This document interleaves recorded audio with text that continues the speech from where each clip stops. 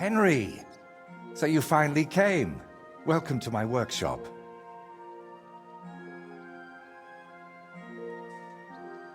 Thanks for the invitation. I should be the one thanking you for everything you've done for me. But first, I need to show you something. Come on. So, what do you think of it? Well, honestly, I don't see much in it yet. I admit, right now it's just a few strokes, but can't you see what's in them? Try looking to the future a bit.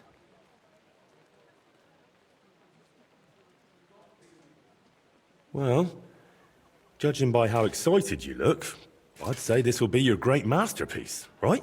Exactly. My whole life, I've hoped to paint something amazing, something people will remember even 100 years from now. And I believe this is it.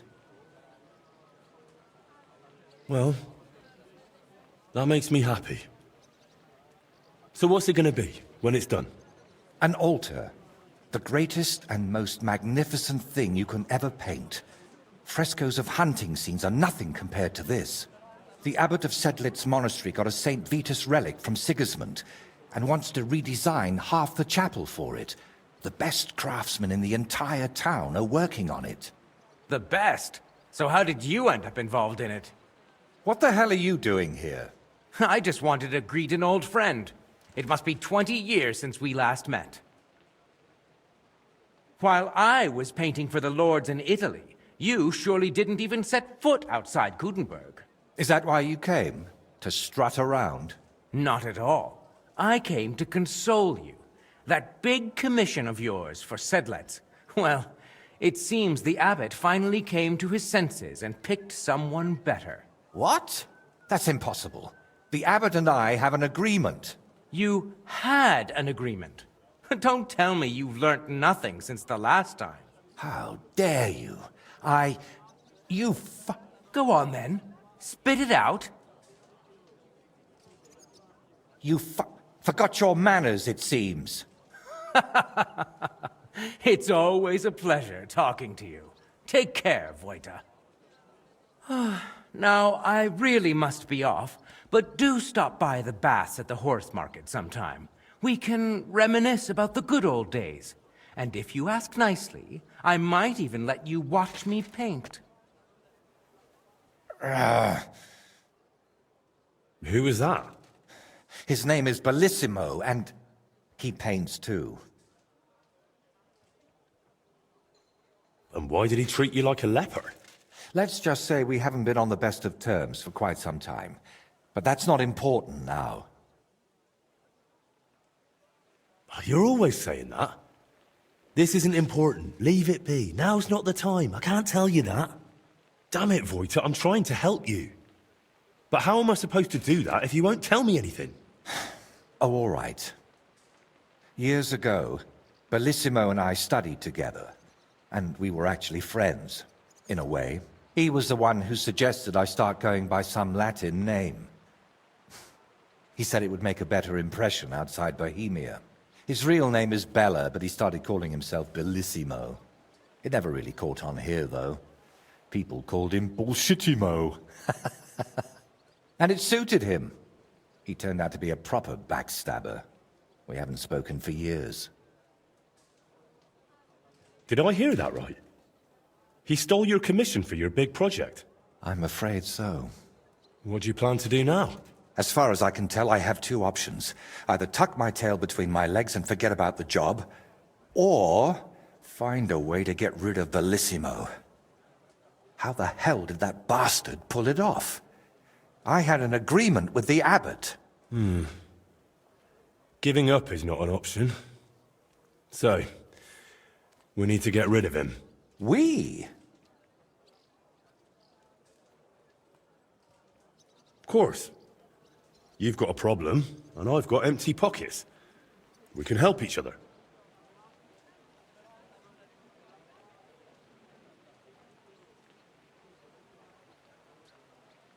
What if we dug up some dirt on him and explained why it'd be in his best interest to give up the commission? It's true that Bellissimo's conscience is filthier than my apron, and it doesn't even bother him. Did you hear the way he smugly invited me to the baths? Ha! But you know what? You should pay him a visit there. Try to find something we can use against him. And more importantly, how the devil he managed to snatch that job away from me. Where did Bellissimo say you should visit him? At the baths near the horse market. We used to go there together. And it seems he's decided to move in there now. Oh yes. He always dragged me to the baths. Spent his last groschen there. And when they threw us out, we went next door to the garden.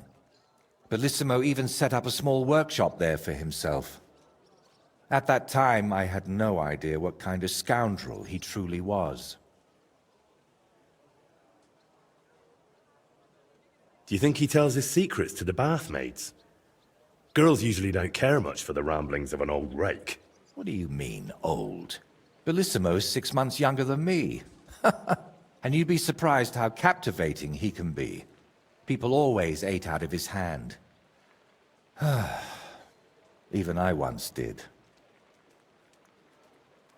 What if I went straight to Bellissimo, put a knife to his throat, and told him to drop the commission? No, knowing him, he'd promise you the moon and stars, then go running to Sedlets to complain. And I'd be left with nothing. All right. I'll go to the baths and see if I can dig up some dirt on him. Ask the proprietor about him. Her name's Beatrice. We know each other a bit, so she might be willing to help us. Meanwhile, I'll head to Sedlets to find out what's got into the abbot.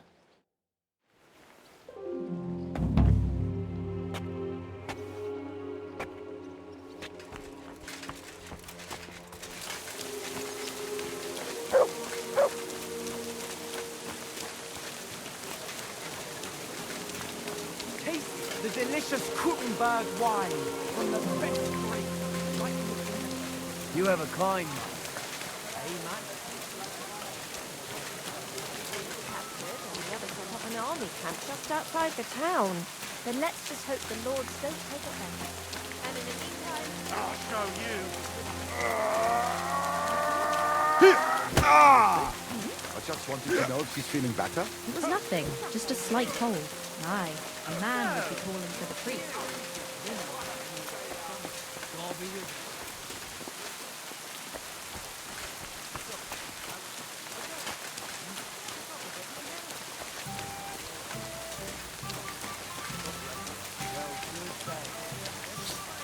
Yeah.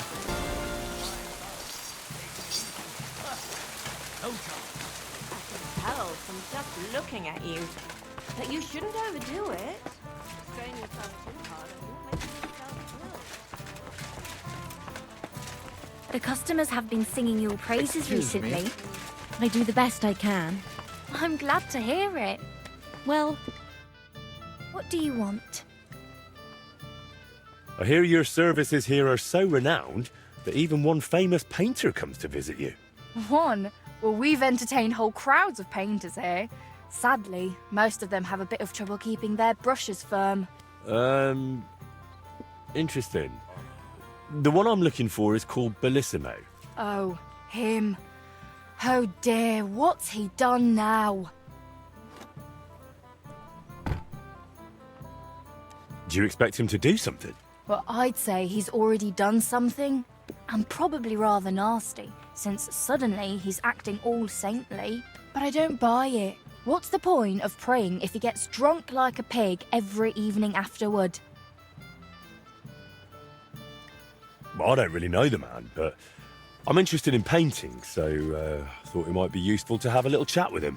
Ah, well, suit yourself. Spend the whole day blabbering if you like. If he's not loitering around somewhere, he'll be upstairs in his room, so feel free to wait for him. Don't expect a fruitful debate. That painter of yours is plastered more often than not. Bellissimo drinks. Like a fish. And when he runs out of booze in his room, he comes down here among the guests. I've had to throw him out so many times to sleep it off in that shack of his, across from the baths. Tell me something more about Bellissimo. I need to know what sort of man he is. Lad, there's not much more to tell. He's just a drunk, a lecher, and a filthy pig. When I was a little girl, I actually liked him. Even his friend.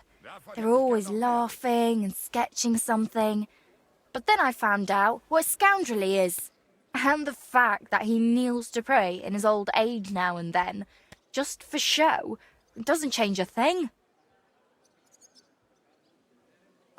What's the story with Bellissimo's piety? I'd like to know that too. When he first came here, he kept crossing himself as if the devil himself was standing behind him. But then he went to Sedlets, and ever since, he's back to being the same old swine as before. There's definitely some dodgy business behind it, mark my words. Listen, you said Bellissimo used to have a friend. Was his name Voiter, by any chance? The very one. Well, do you know him? Well, a bit eccentric, but a really decent fella. Maybe too decent. What do you mean by that? Oh, nothing. I curse about Bellissimo because he drives me mad, but I don't feel right telling you about Voiter.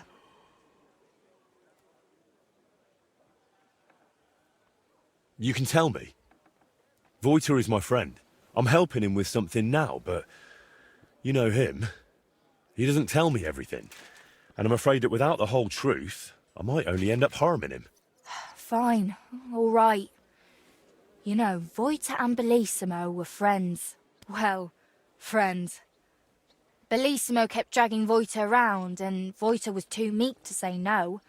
Bellissimo even stuck his nose into Voiter's first big job. But then he managed to have Voiter kicked off the job and took all the benefits for himself. But how he pulled that off, only the two of them know. Where would I actually find Bellissimo? Like I said, mostly here, in the baths, in that garden of his, just across the street, or up in his room. He spends most of his time there. And what does he do there? Paint? More like getting plastered. Drinks all night till dawn, then spends the day sleeping or sitting in the garden.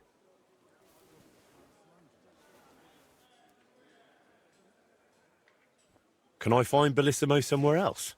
You'll have to ask him yourself. I don't keep track of his every move. Which room belongs to Bellissimo? I'll tell you exactly. The one that reeks of booze the most. You can smell it from the attic, all the way down here. The girls always have to air it out before they take someone in. Who knows what that slob is doing up there? Drinking certainly isn't the end of it. Couldn't I have a quick look around? Maybe I'll find something that'll let you kick him out for good. You've no idea how much I'd like that. But unfortunately, if anyone found out I was letting strangers into the rooms, I might as well shut the place down. If you want to hang around here, pay for a wench. Thank you for everything. You've been a great help. You're welcome. And please, watch out for Voiter.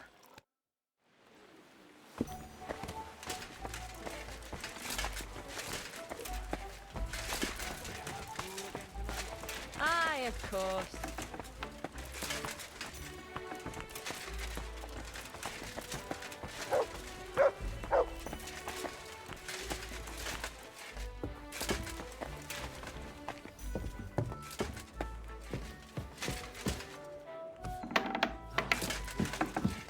Be careful. God is punishing us for our sins.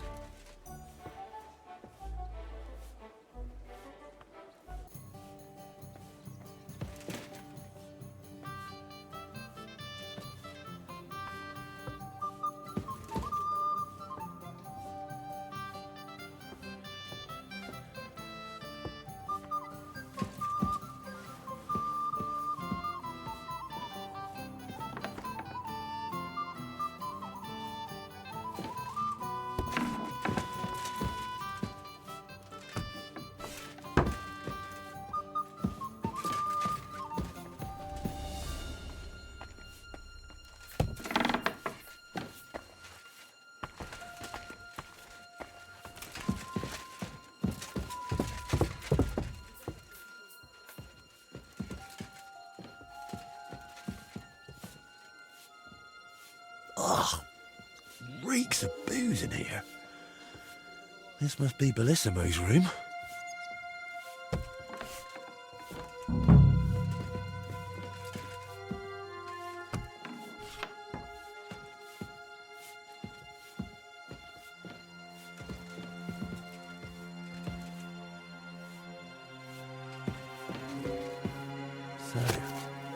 Bellissimo is working for the monastery for free because he is afraid of going to hell. That could come in handy.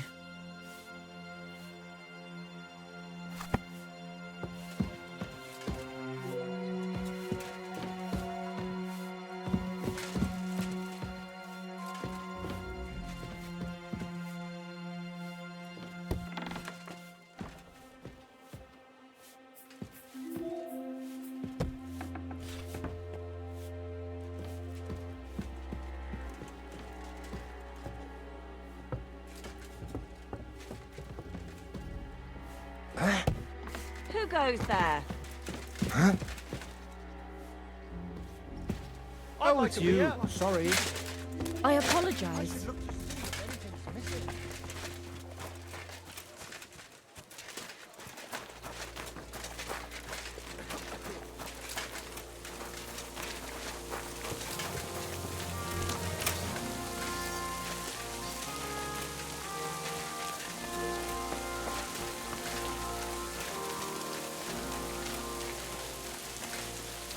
An ale, as usual.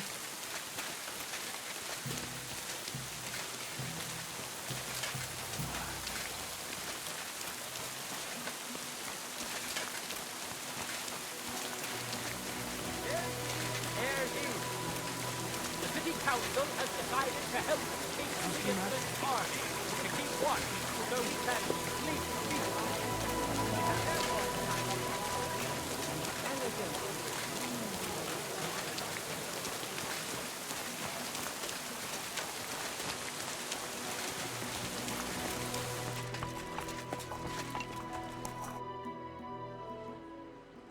I've figured out what's going on with your Bellissimo.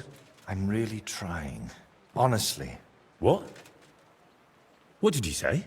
Me? Oh, nothing. So, tell me, how did Bellissimo manage to take my commission? It's really simple. He'll do it for free. In exchange for painting the altar, the monks in the monastery will pray for him so that God forgives all his past and future sins. That bastard. Even if they prayed for him until Judgment Day, he'd still end up in hell. That's exactly what Bellissimo's afraid of. Or at least, that's how it came across from the agreement he made with the abbot. So he's afraid of hell, our Bellissimo. Well, that's something we could use. But we need to get him out of the bath somehow. That shouldn't be too much of a problem.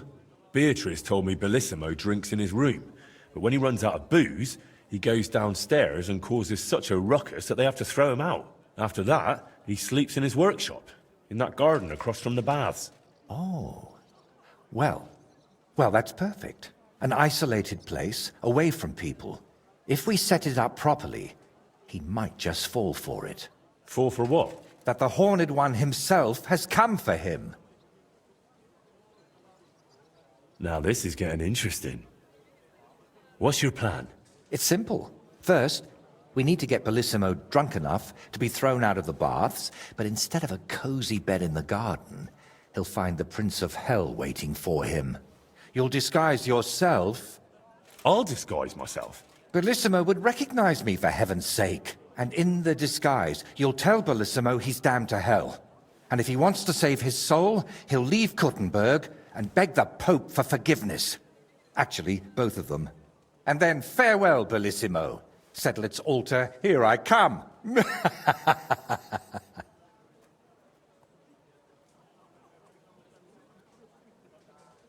You've completely lost it, haven't you? There's no way Bellissimo would ever fall for this. You underestimate the power of human stupidity, my friend. Sure, if he were smart and sober, he'd see right through it. But imagine this. The garden is pitch dark. Bellissimo's got 10 beers in him, you've got horns on your head, and you reek of sulfur. All right. So how exactly do you plan to make me look like a devil? First, we'll get you some tattered clothes, chains, something like a tail, and horns. And you'll need a proper snout. Once I paint it all a bit... You know what? Bring me a bassinet with a visor, 3 torches, and 5 eggs. 5 eggs? They're the most important part of all this. If I have to give them to the toads to hatch again, Don't worry. We're done with that.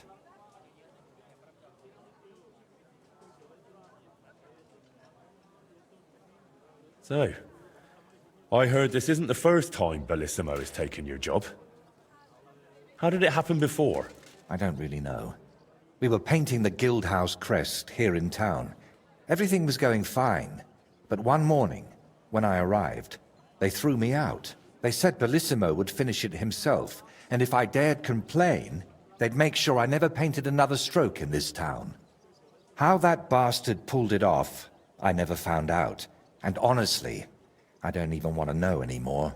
It's in the past. I just want to get this commission back. Now, couldn't we just drop this whole thing? There's got to be another way to get rid of that fella, right? Like what?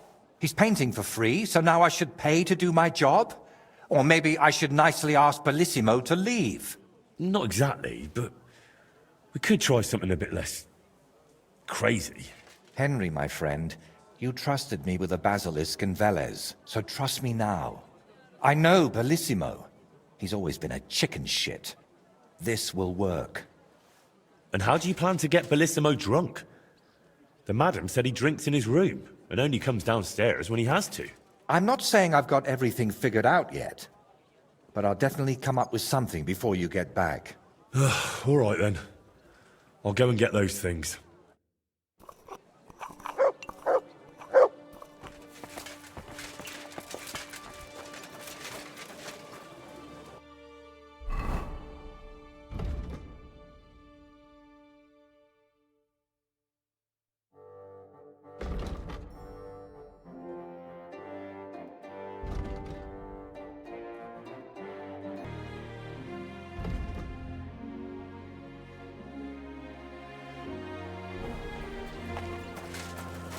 Excuse me.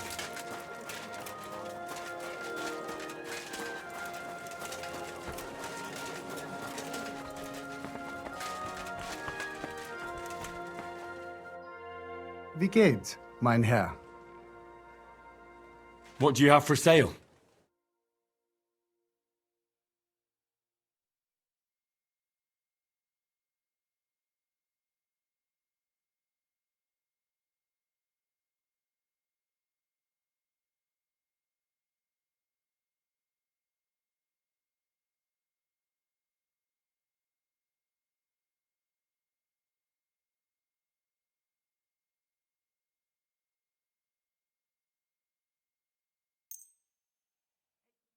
I'd like to discuss the price. Was soll's? Warum nicht?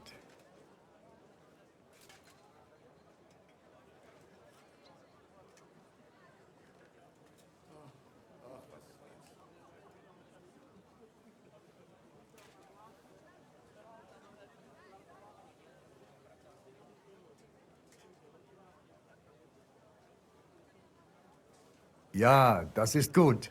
Finally a good price. Danke und viel Glück für die Zukunft, mein Herr.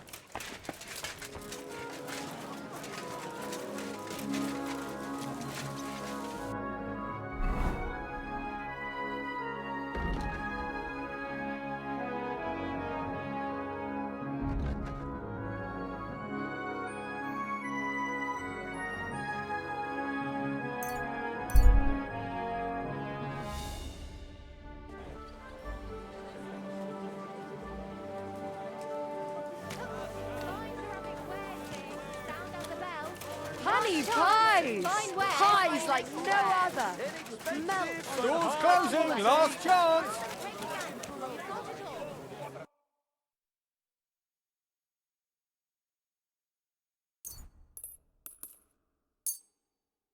I'm glad you found what you needed, sir.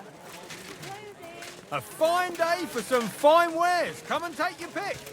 Pies! Sweet pies! Fruit pies! How's Don't life be treating shy. you? Not too bad. But I've got so much to do. I'd have to split myself in two to get it all done on time. Why don't you take on a young apprentice? Thanks for the herbal brew you sent me. My shoulder's feeling a lot better. I didn't send you. I was glad to be of help to you, sir.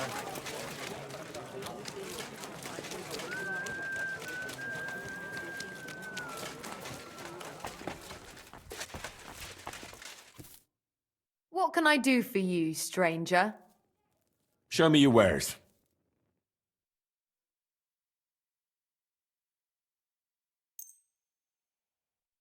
Happy to be of service, sir. Good day to you, sir. Have a look at my work.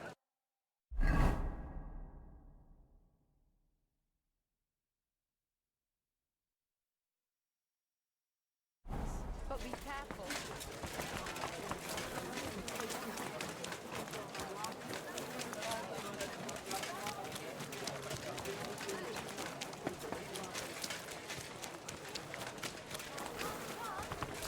Stay close to the others.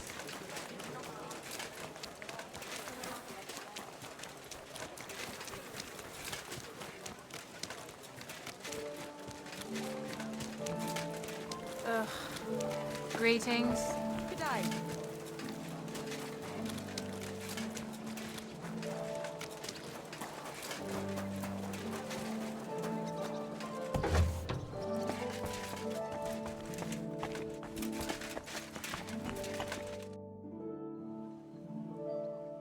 I brought the things for the devil costume.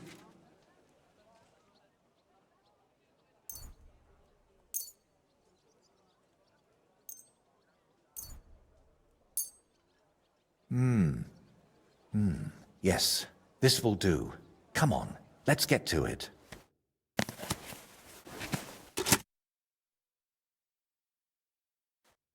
Well, that's that. What do you think? Well, I didn't much believe in it, but even I'd shit myself with fright from it. Shame I won't see the look on Bellissimo's face. Right, take all this and get going. We've got a lot to do. First, you need to get Bellissimo drunk enough to be thrown out of the baths. Then, when he's sleeping in the garden, you'll decorate the place a bit, light the torches, and then Bellissimo will know hell on earth. How do I get Bellissimo drunk enough to end up in the garden? Beatrice said he goes there when he gets thrown out of the baths, right? That's exactly what you need to arrange. Sneak into his room and take all his booze. Then, when he goes down for a drink and gets a little tipsy, you sit with him. After that, keep pouring it down him until he causes a scene and gets thrown out. But be careful not to pass out before he does, and make sure to wait until he's a bit merry, so he doesn't catch on to you. How do I turn Bellissimo's garden into hell? I'll help you with that, if you like. While you're getting Bellissimo drunk, I'll paint a devil on the wall and smoke up the place with sulfur. Then you just need to light the torches you've gathered and dress up in that costume. Do you really think Bellissimo will fall for it? Don't worry. The garden will be dark. He'll be drunk, and you'll look like the Prince of Hell. That's bound to rattle his guilty conscience. Just talk about sin and how you've come to take him to hell because his time has come. And don't do any silly antics like boo-boo. And why did you need the eggs? I'll have them for breakfast. You're a right cunt. All right. Let's get it over with. Chin up. The Prince of Hell can't be a crybaby.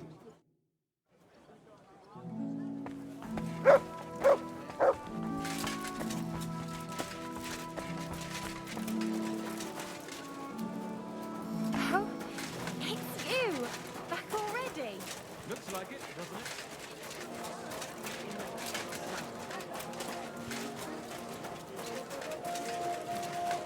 Get that squill from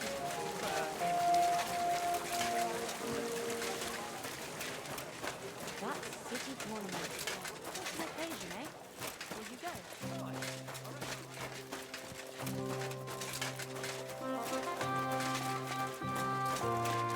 You shouldn't be walking around by yourself.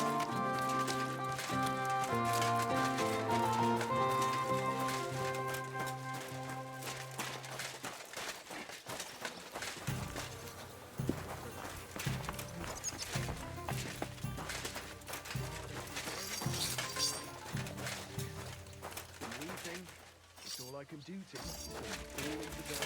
I don't have time to sit around in taverns, growing my belly. Not to mention lie about taking it easy. The customers have been singing your praises recently. I do the best I can. Christ, it's hot out. Well, when I wash their hair, I give them a head and neck massage as well. And I give their backs a proper kneading. All the girls do that. There must be something.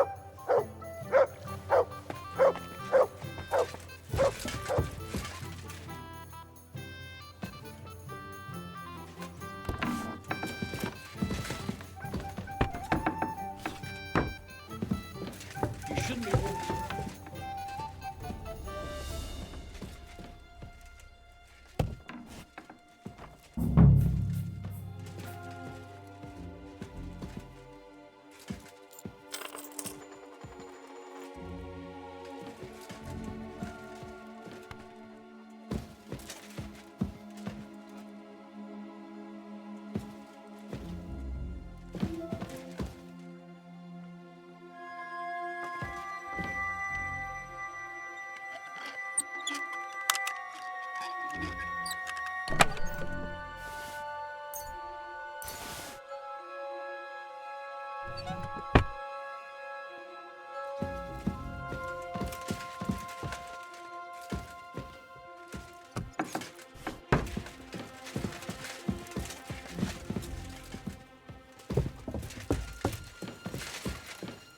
What was that sound?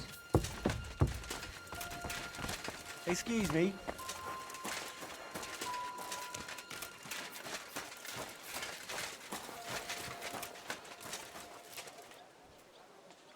Here, mutt.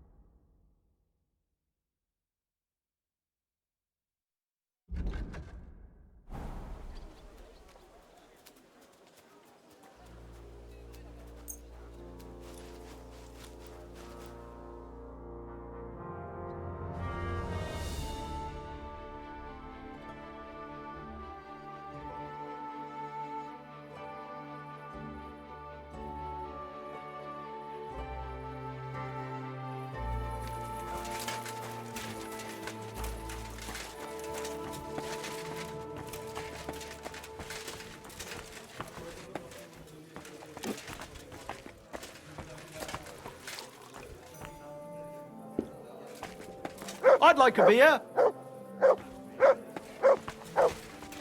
Service is kind of slow today.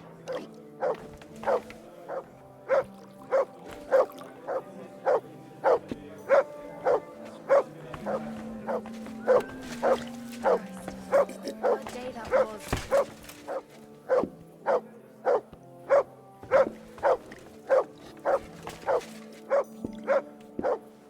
Oh, it's bad.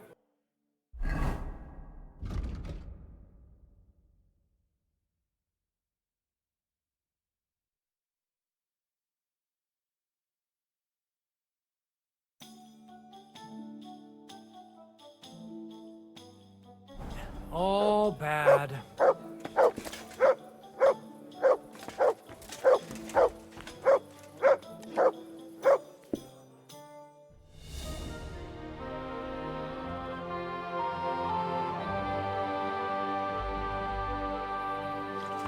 Keep close to others. Greetings. Care to have a drink with me? Indeed, friend. Booze is my middle name. But hey, you look kind of familiar. Haven't we met somewhere? No, wait. Maybe somewhere else, right? No, I just have one of those familiar faces. Come on. Drink before it gets warm. You're right. What should we toast to?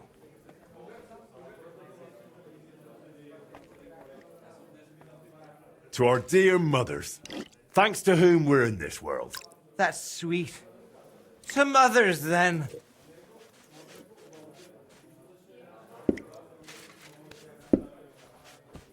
You know, I don't even remember my mother anymore. But my father, whoo, oh boy. He used to hit me for just looking at him wrong. And he's come home from the tavern so pissed he couldn't even find the shithouse. But he always found the pot on the stove just fine. But never mind that. What should we toast to now?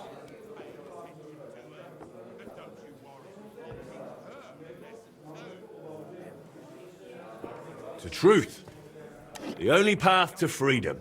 Well, to be honest, I don't really tell the truth much. I mean, Christ, this beer is strong. And that's the truth. What was I saying? Oh, right. Out with the truth. Out of my life.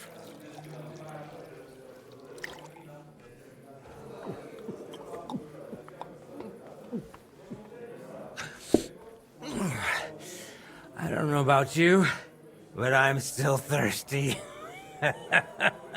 Let's have another one, eh? One for the other leg. We already did one for the other leg. Ah, bollocks. See? We haven't done that toast yet.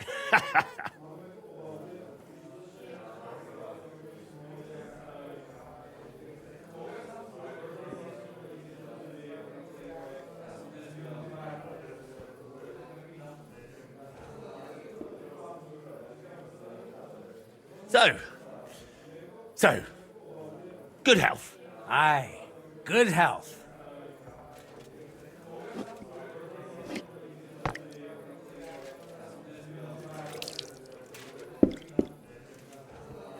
By the way, do you know why the beer here is so damn good?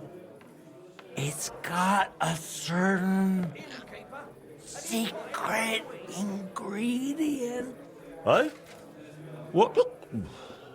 What's that? Beatrice always buys a big barrel, pours out half, and then... And then what? And all the girls here take turns bathing in it, one after the other. Hey, I'm feeling a bit odd. Maybe I'll just lay down under this table, what do you think? Don't throw up on me down there, all right? What? Under the table? Oh, you're supposed to get kicked out, so you go to the garden. I mean, that is... Oh, damn. Just under the table. Listen, friend. Do you also suddenly have really wet hose? Damn it. The ground keeps getting closer and closer. Oh, damn it. Well, You get passed out. lying there like... What now? Oh, well. I'm sorry. Wake up! Nothing else for it. Quick! I'll have to carry him to the garden. Christ! Get up! You'll catch cold.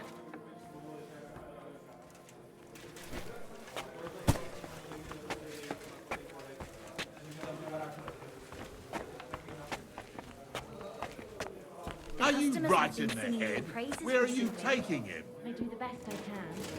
I'm glad to hear it. Well, when I wash their hair, I give them a hidden neck massage as well.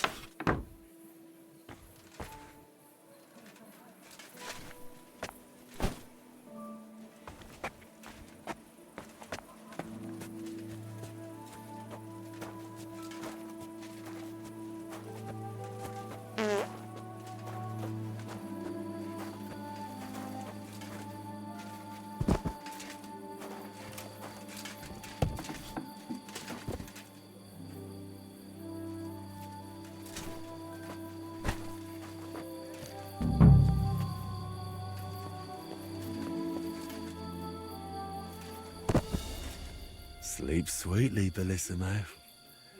Your awakening won't be so pleasant.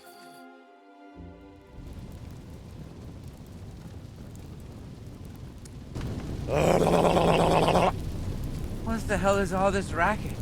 If I get you, I'll... Oh, fuck. Bellissimo, I have come for you. For me? But that's... Who are you and... What do you want? I have many titles and names. I am the ruler of the corrupted and the damned.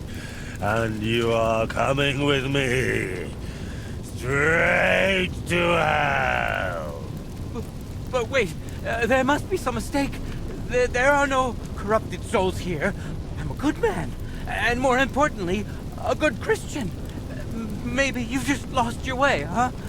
Try the hole. What? That's a tavern. You'll find more sinners there than you can shake a stick at. I'm an honest old man, I swear. That is, an honest man in his prime.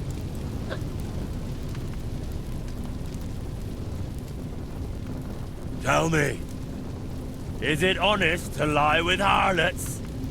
And even with another man's wife? But that was just once. Maybe twice at most. And if you mean the baker's wife, that wasn't my fault. I honestly thought I was kneading dough. I didn't notice she was leaning over the trough. Is an honest man someone who drowns himself in booze every day? Booze? Me? That's just bad digestion. No matter what I drink, it all ferments in my stomach. That's how I've always been. And it's the same with food. Honestly, no matter what I eat, I always throw up tripe soup. And all the lying? Do you think that's honest too? It's tough, Lord of Hell. I'm not really well learned. How am I supposed to always tell the truth when half the time I don't even know what it is? Sometimes things just slip out. Enough! 3 answers. 3 lies you've given. 3 lies? Oh, dear Lord. Lord of Darkness, have mercy on my vessel. My vessel of sin. I haven't done anything that wicked. Certainly, I've had a few drinks and made up a story or two, but who hasn't? I don't have any truly big sins.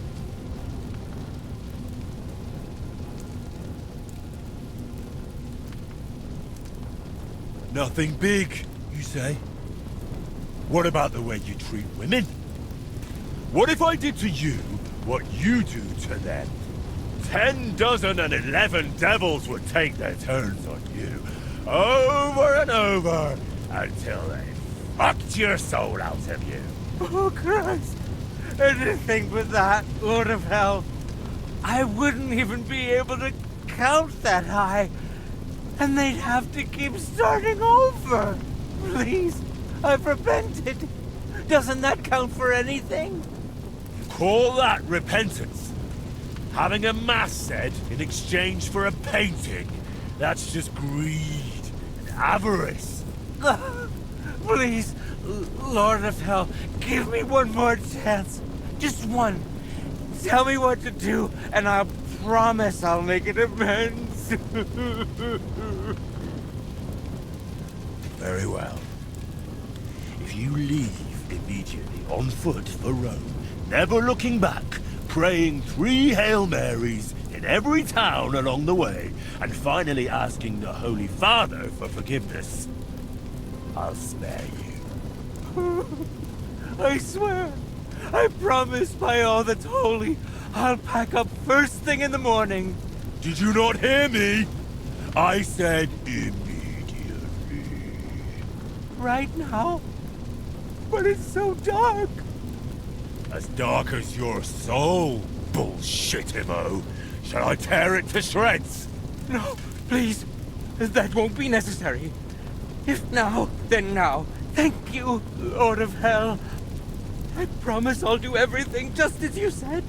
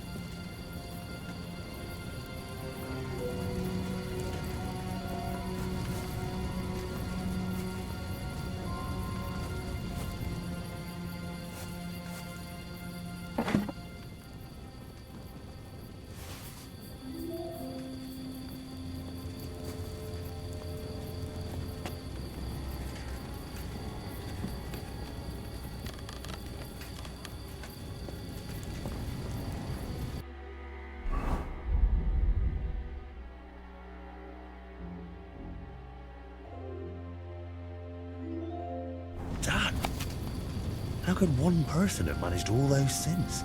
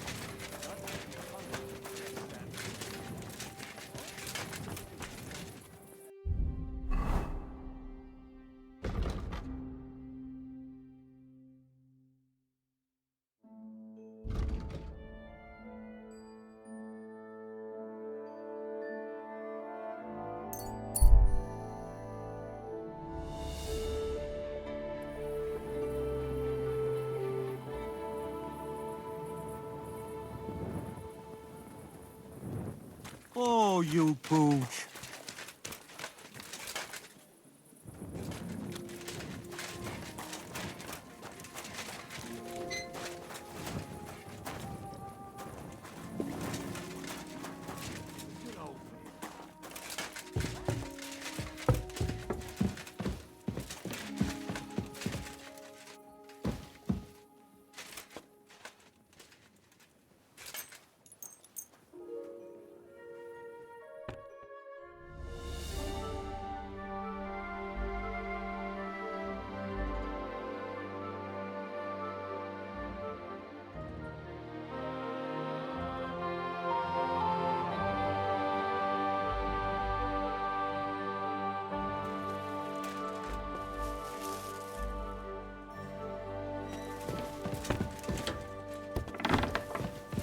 Keep close to the others. It's not safe here.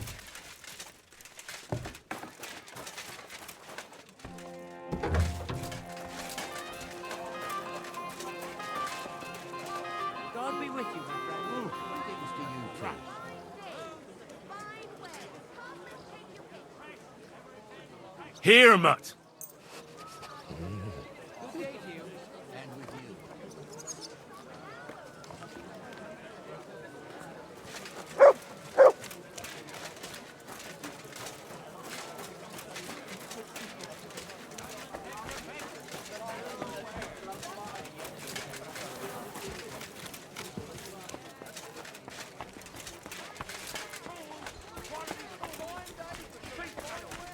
Here, iron and steel.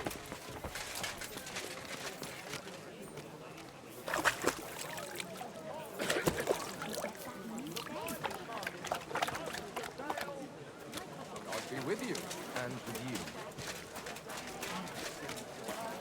A fine day for some fine wares.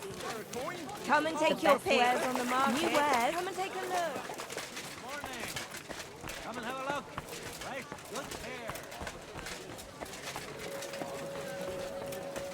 Blessed morning to you. We're now open.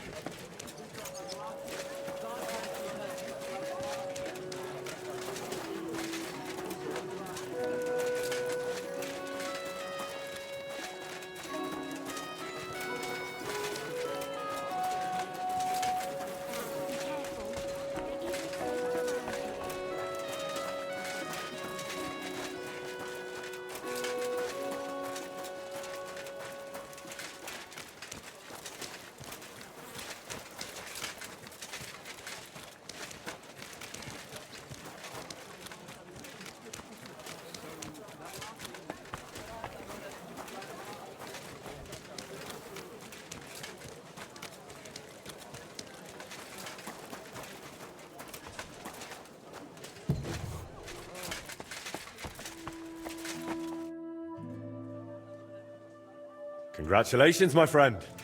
You just landed yourself a very important job for the Sedlets Monastery. What? So Bellissimo...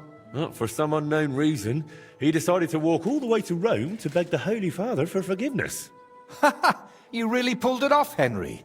Or should I say, Lord of the Underworld? Finally. Soon it'll all come together, Voiter. You'll see.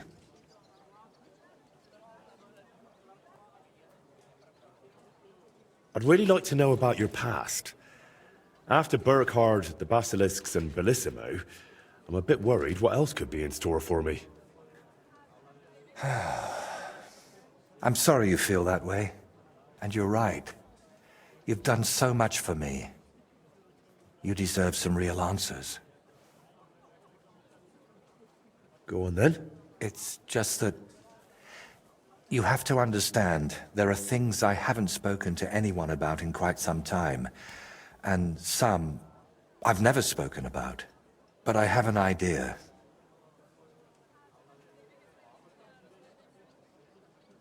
Let me guess. You want me to go to the woods, ride around on a dead wolf, then bring you his eyes because you'll make some sort of spectacular pigment from them. And in return, you'll give me some more vague wisdom, eh? Well, now that you mention those eyes... Ugh, I knew it. Don't worry, I'm just joking. Listen. To the northeast of Malashov, among the trees, is a small abandoned dugout. It's not hard to find. It's close to the road. Go there and take a good look around. When you're finished, come back and we can talk about what you saw. So, you're sending me on another errand? No. I just want you to see some things before we talk about them. It will be easier for me that way.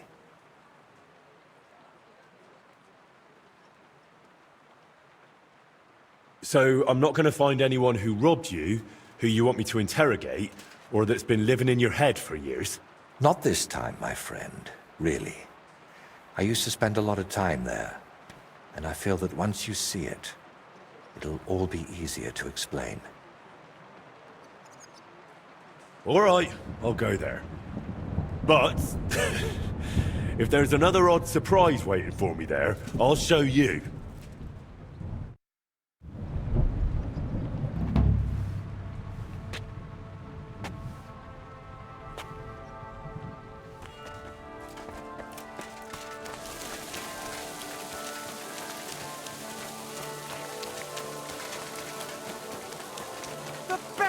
rain in Gutenberg. I saw a land without end, all covered in sand.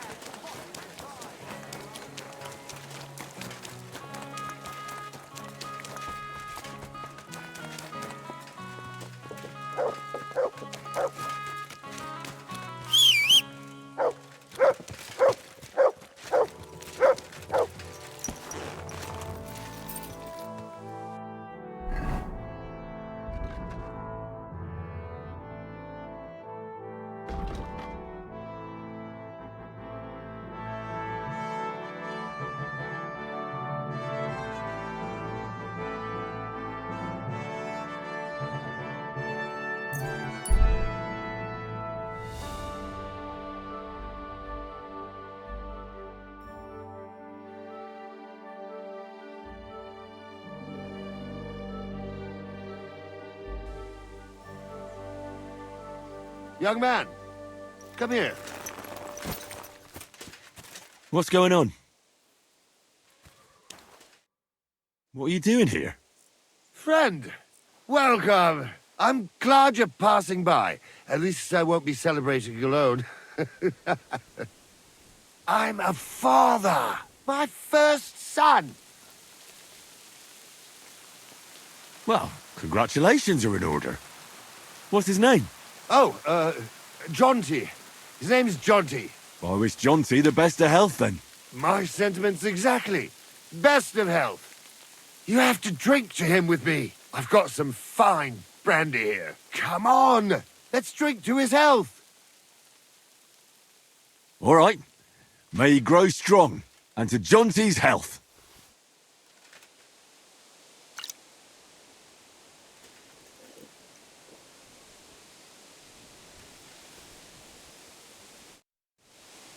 Ugh! That was fucking disgusting! What? Oh.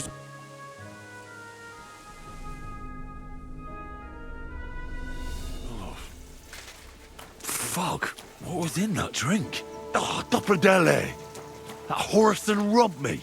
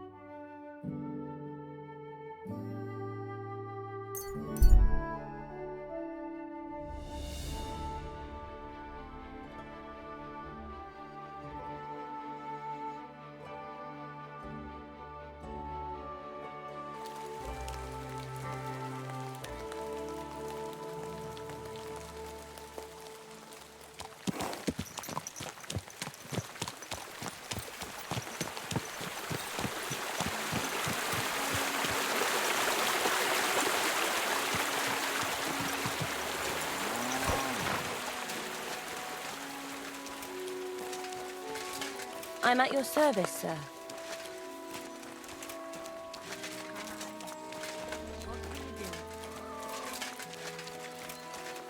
You silly doggy.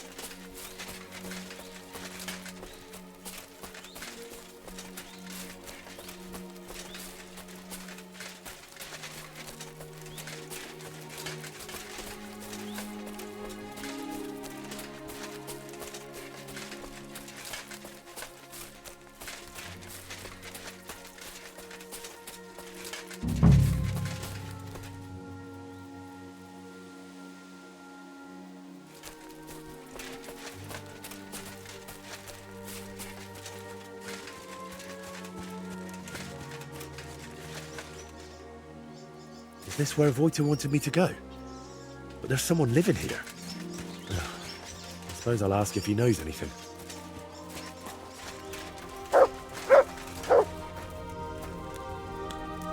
What the hell are you doing here? Who sent you? I'll kick your ass! To hell with you! Burn in hell!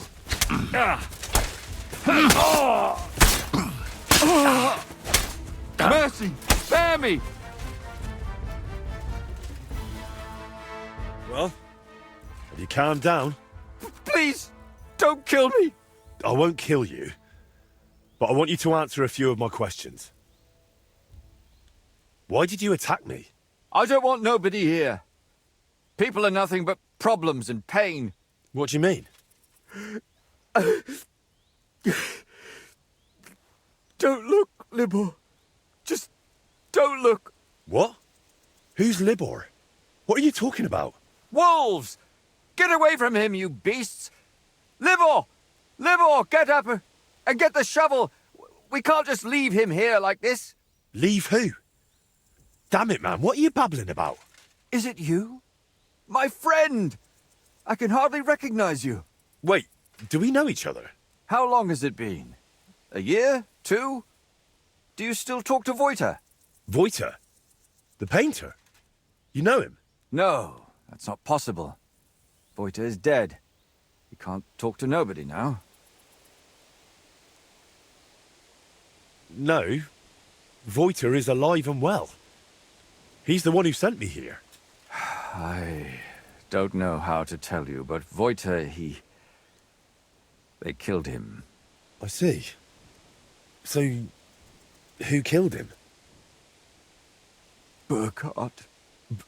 Burkhard? They left him in the forest. Beaten, broken, and then... the wolves found him.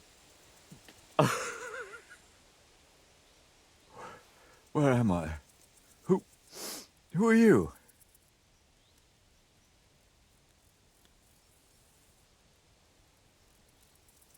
Hey, are you deaf, lad? Who are you and what do you want? I don't want no peeping toms around here. My name is Henry. Voita sent me here. Do you know him? Aye, of course. You're here for the sword, aren't you? What? What sword? This one, of course. It's broken, I know, but maybe it could be fixed. Here, take it. And tell him I reckon I'll never be a real knight.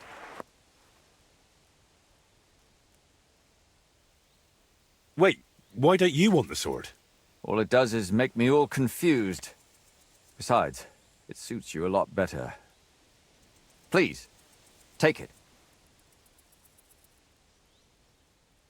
Very well. I'll take it. Maybe it really could be reforged with a bit of elbow grease. I suppose I'll take a look around then.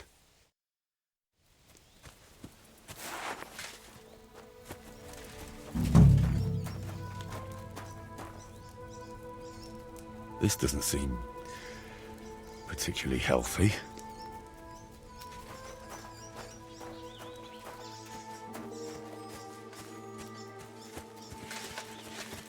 This must have been a nice wagon.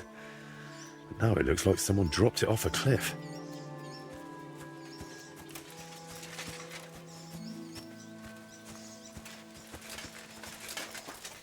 The dugout itself looks rather ordinary. Maybe there'll be something interesting inside. All right, this is a bit odd. I reckon it wasn't here 20 years ago.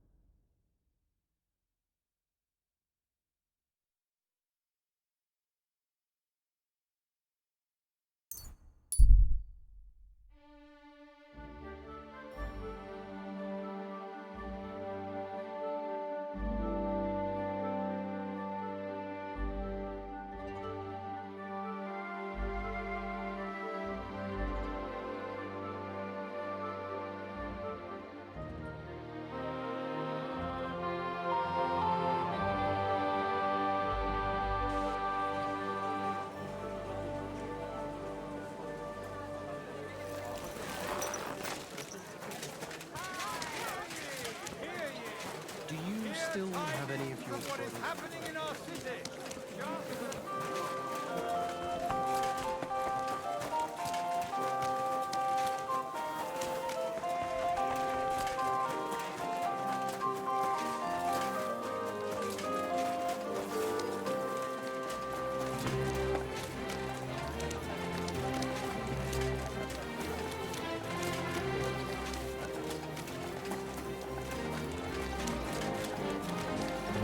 Christ! Pardon me.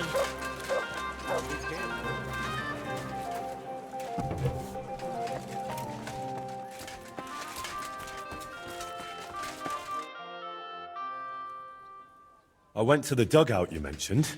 And? What did you see? I have to say, I expected a bit more.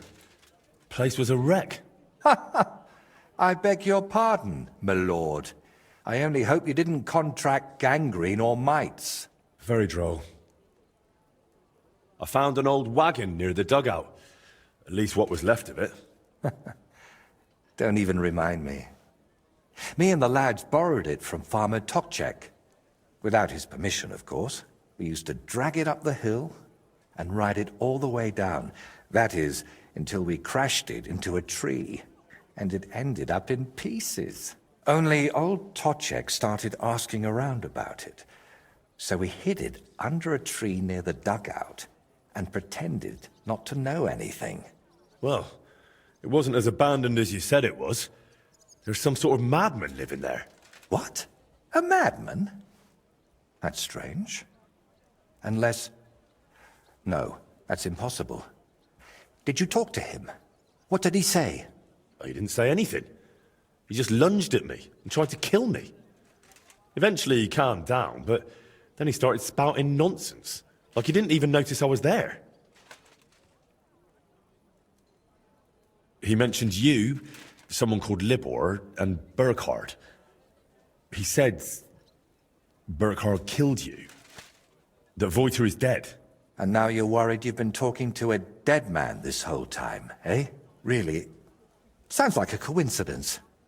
I'm sure Burkhard has killed many Voiters. That's a bit too many coincidences for my taste. Are you sure you don't have something to tell me? Go on.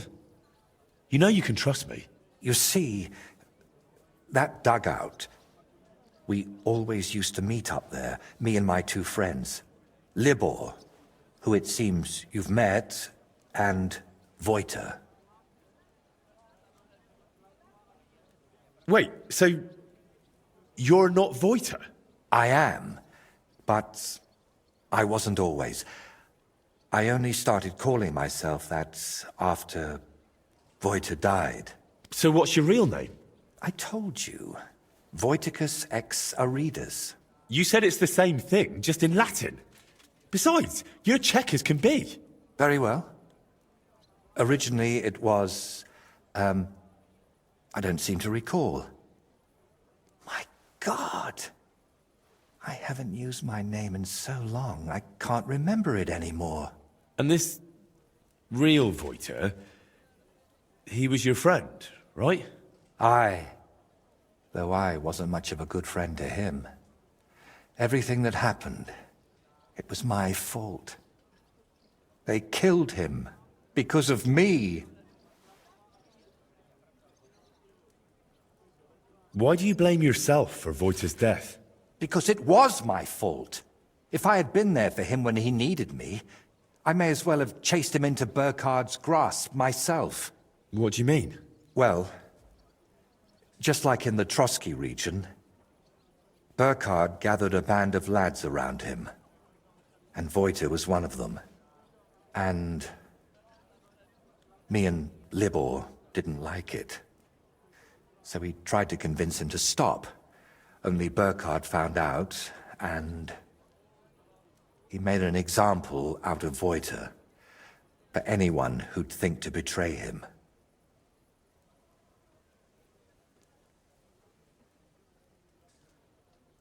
So the thing with Burkhard was purely revenge? You could say that. I'd been fighting it for so long. But when I found out at Trotsky he was nearby, I couldn't hold back any longer.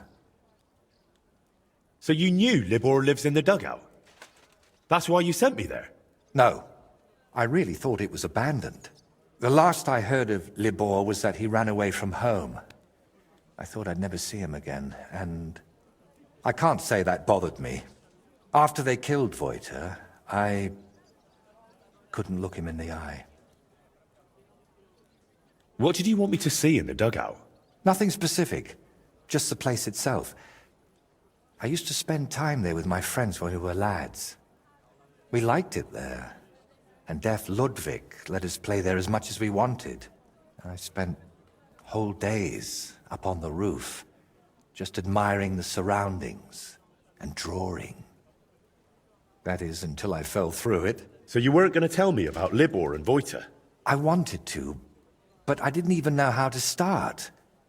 I suppose I was hoping if you see the place, it would help me somehow. And in the end, it did. That's enough for now. We can come back to it later. To tell you the truth, since we got all the way here, I have another favor to ask. Another one, I know. Go on then. What is it? You see, I'd be truly grateful if you could visit Voiter's grave and say a prayer for him.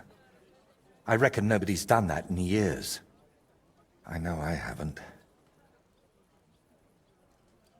Where can I find the grave? Unfortunately, it's not exactly close. It's not even consecrated. Me and Libor had to bury him ourselves. You buried your friend? You know what? I'm starting to understand why you're so nutty. Who isn't these days? Wait, you still haven't told me where the grave is? Ah, right. How can I... When we were lads, we found this tree near Messeles. It had 3 trunks. There was 3 of us. You know me. I thought it was a sign. And that's where we buried Voiter. A tree with 3 trunks near Messeles. I'll be searching for that for a month. I need some better directions, Voiter. Wait, should I even call you that anymore? If you don't mind, I'd prefer if you did. Most people call me Voiter, so you'd look like a madman calling me anything else. I still find it rather strange you took your dead friend's name. I know, but I just had to do it. So that his legacy lives on with every work I create. Why haven't you been there in so long? I just couldn't. It's easier for me to just work and not think about it. You think Libor goes there? I reckon you know more about what Libor has been doing these past 20 years than I do. Wouldn't you like to go and see him and talk to him? No. I'm glad he's alive. But I can't imagine going to see him, or what I would tell him. Maybe when I'm not so busy. All right. Let's leave it be then. Wait, we were talking about the grave. Where can I find it? Tell me exactly. How would I describe it? When you get to the center of Messeles, then follow the stream towards Shramek's barn. Then... hold on, I'm trying to make a mental picture of the surroundings. I have to say, I'd expect an artist like you to have no trouble with that. It was somewhere past Shramek's pen, behind his barn. Just follow the cow pen all the way back towards the forest. And once you're past it, take a sharp left. Wait, no, right. And then all the way to the forest. Then you'll see the tree. Is that as specific as you can get? I'm afraid so. I haven't been there in over 20 years. Is there anything specific you want me to mention in the prayer? Please, pray for his soul. He may have done some bad things, but even so, he was one of the best people I knew. And that I hope he... Just use your best judgment. I'm not sure what I'd say myself. Maybe that's why I haven't been there in so long. Why don't you put the brushes down and come with me? All the way there? No, I'm afraid not. At least not now.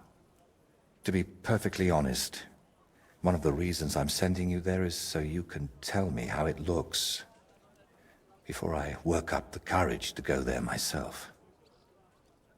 All right, I'll go there.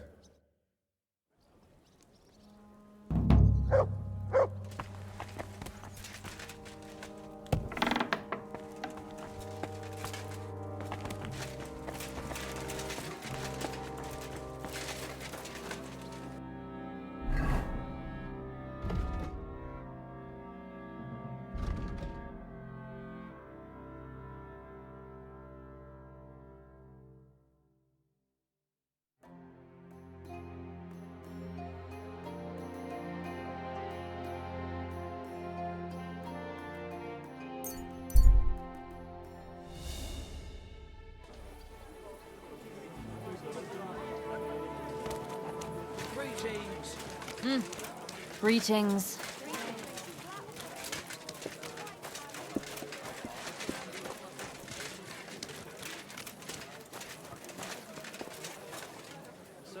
Here you go.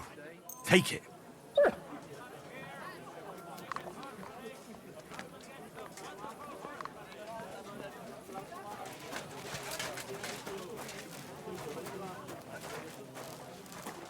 What's the hold? Hey, am I supposed to open? Careful! Taking their time again.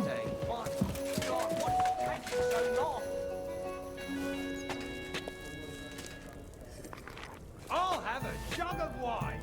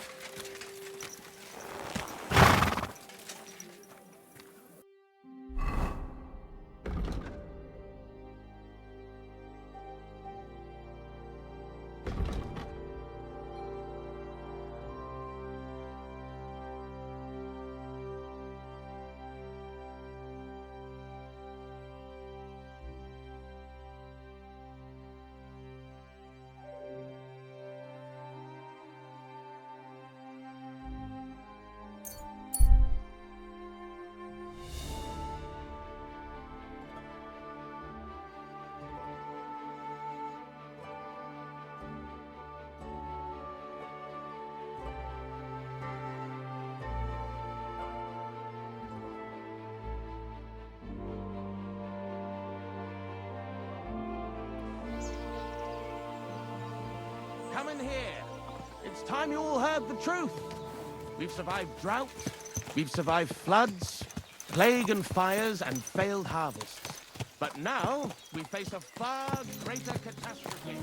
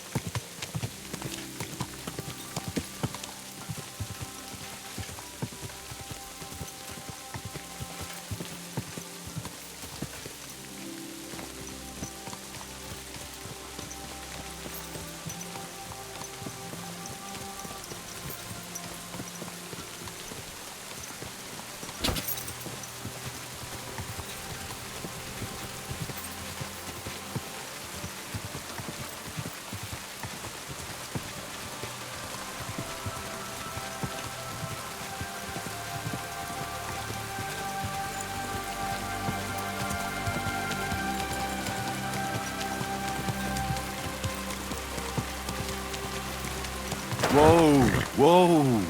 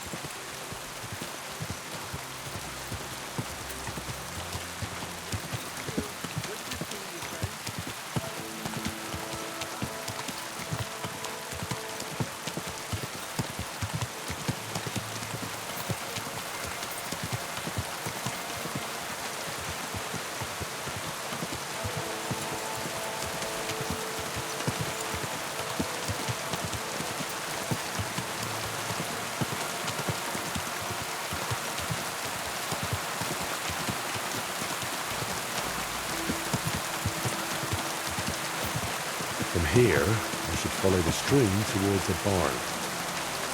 Finding a stream in this brush will be a challenge.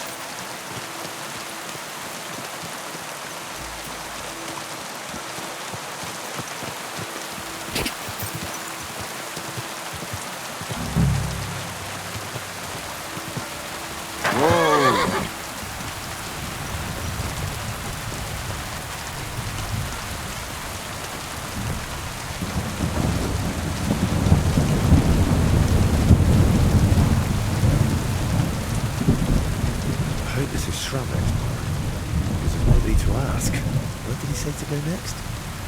There should be a fence past the barn.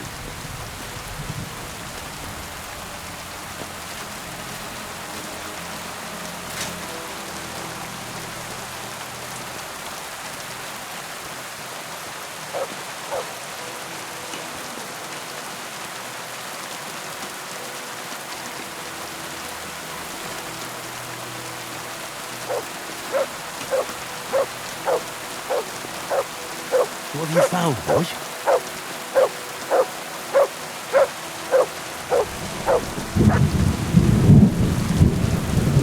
Big fence. Not cows.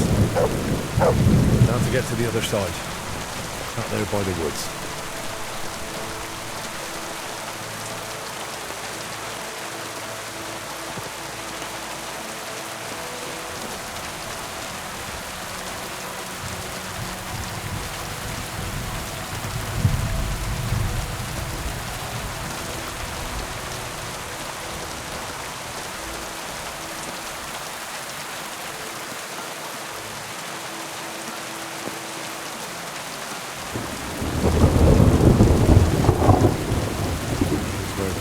friends. I'm supposed to take a hard right here. If Walter didn't mix up his directions, that is.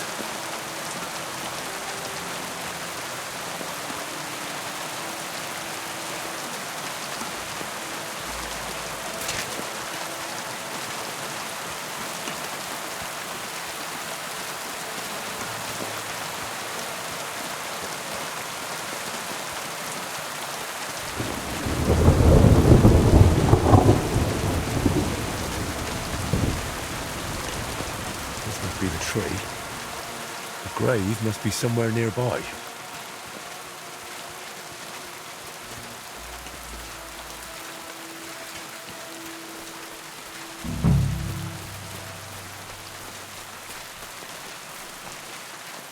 My God. It's clear nobody has been here in years. It looks terrible. If I really want to honor Wojta's memory, I should clean the place up first. Pull the weeds, clear the debris, clean the gravestone.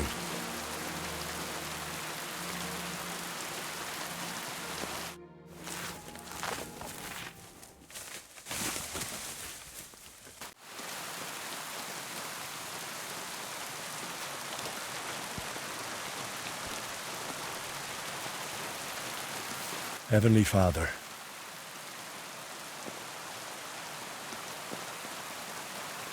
I know no one's been here in a while, but please see that Wojta's soul rests in peace. Only you know what happened back then. But surely it wasn't so bad Wojta's soul wouldn't deserve redemption. And please help Painter, whatever his name may be. Whatever he did, he surely regrets it, through Christ our Lord. Amen.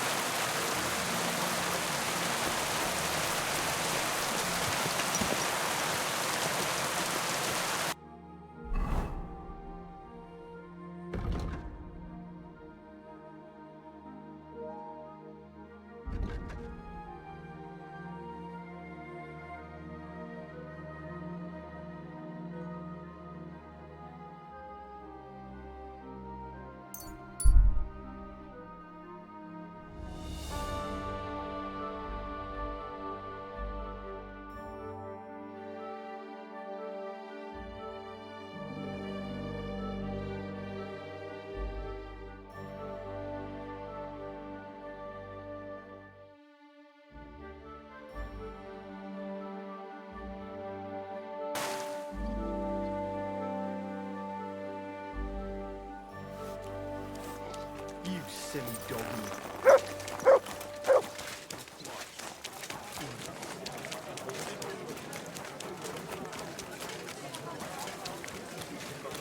An elegant and lean flavour.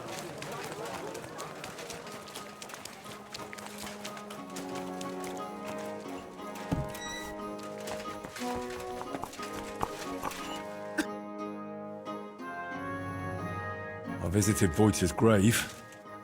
It was in a rough state, all overgrown and unkempt. But I tidied it up and said a prayer for his soul. Thank you, Henry. And did you mention me as well? Yes. I pray for you as well. Thank you very much. I feel terrible for not going myself, but I promise I'll visit when the right time comes. Tell me more about Wojta and Libor. Nothing but bad memories come to mind. We used to spend a lot of time together.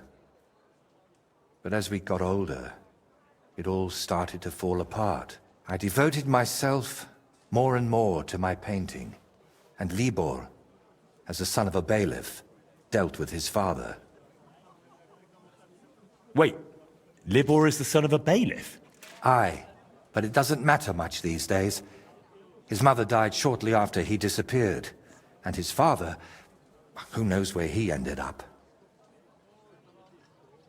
Did Libor know you paint? He only shrugged his shoulders when I mentioned a painter. To tell the truth, I never discussed it much with him. I'd shown Voiter some sketches. But Libor, all he cared about were girls. Oh, and swords. He grew up at Rathouse, so he saw soldiers and knights differently than us paupers. What about Voiter? What was he like? He didn't have anyone besides us. And then Burkhard showed up. Voiter was never a saint. Sometimes he stole food, got in scraps here and there. But Burkhard changed him completely. Suddenly he didn't have time for us. And when we did meet up, he was always telling us how he robbed some traveler here or beat up some old woman there. But I still don't see how this is your fault. I envy you, then. You see, Voiter wanted to spend time with us. He was always inviting us somewhere, but we, or I, rather, would hear none of it. All I cared about was my painting. And Voiter was just wasting my time. We got in an awful argument over it once. We were both drunk then. Voiter on schnapps, and me on my pride. How did the argument end? I don't recall what all was said. You know how it is. You get in an argument with someone, and the next day, you can't remember what you said. I do remember one thing, though. I said, there's no room in my life for dirty, drunken thieves who blow smoke up Burkhard's arse. The next day I regretted it. So me and Libor decided to get rid of Burkhard. We wanted to tell Libor's pa about it. But before that, we went to talk to Voiter, of course. We told him to pack up his things in Burkhard's camp and meet us at the tree. But, well, when we got to him, he was just lying there. We had to chase off the wolves that were, well, Voiter was in an awful state. Beaten to death with a helmet.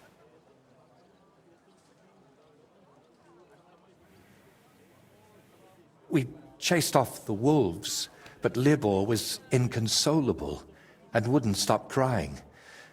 So I sent him to the village to get a shovel. While he was gone, I realized Voiter was still breathing. He was in awful shape. He couldn't talk or move. Lord, have mercy on me. When Libor returned, I told him to give me his sword, but he said no, that we could still save him. We got in a terrible argument over it.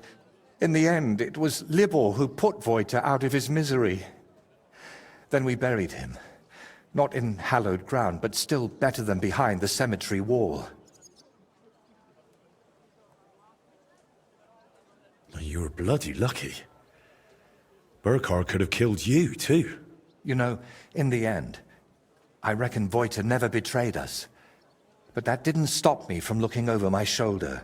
All right. But now tell me, wasn't it all my fault? We are each the author of our own destiny.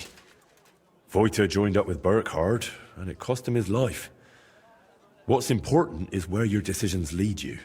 I hope you're right, Henry. I hope you're right. I'll let you work. All right. And Henry... Thank you.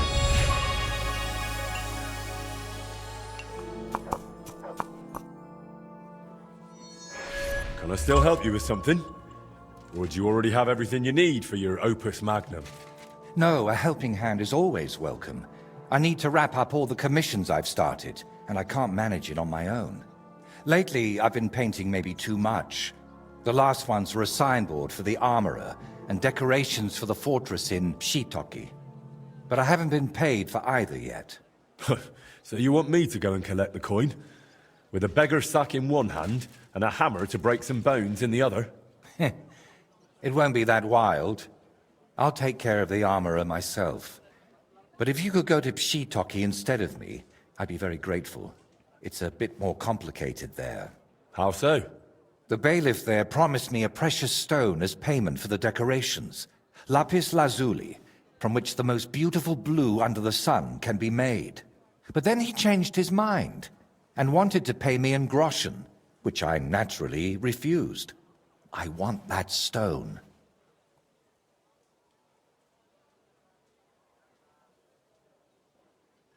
Why did the bailiff change his mind about the gem?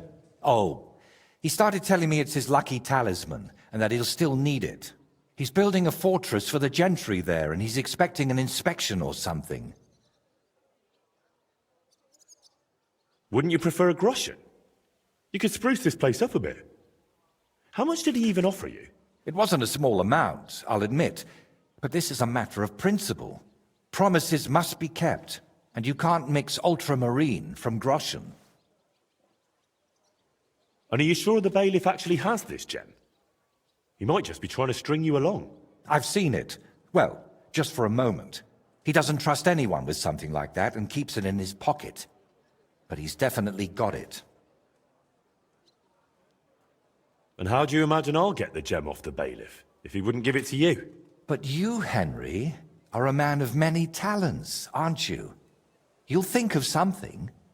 To start with, it wouldn't hurt to just have a word with him. What if he simply refuses to hand it over? If words fail, you'll have to defend my interests in another way. I'm no minstrel, after all. I'm a craftsman. My work has an agreed-upon value, and I won't tolerate anyone spreading rumors that I work for promises and goodwill. So what should I do? Well, I painted a coat of arms and a nice ribbon below it on their fortress. It could really use an inscription. Something that tells everyone they didn't pay me for it. All right. I'll try to get that gem from the bailiff. Excellent. Meanwhile, I'll collect payment from the armorer. Thank you, Henry. And don't forget, rather than leaving empty-handed, better to repaint my artwork.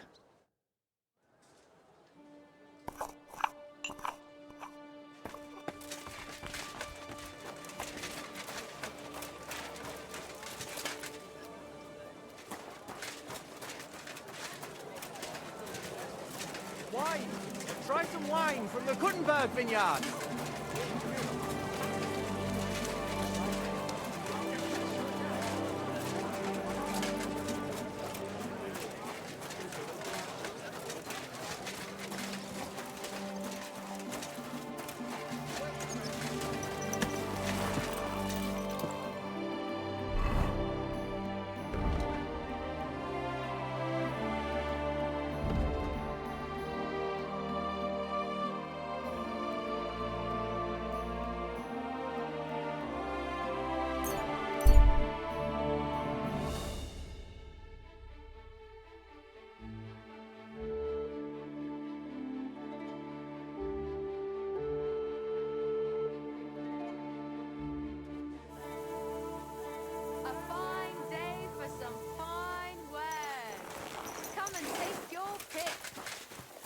I've been hearing that Sigismund is about to pack his bags and get the hell out of Wittenberg.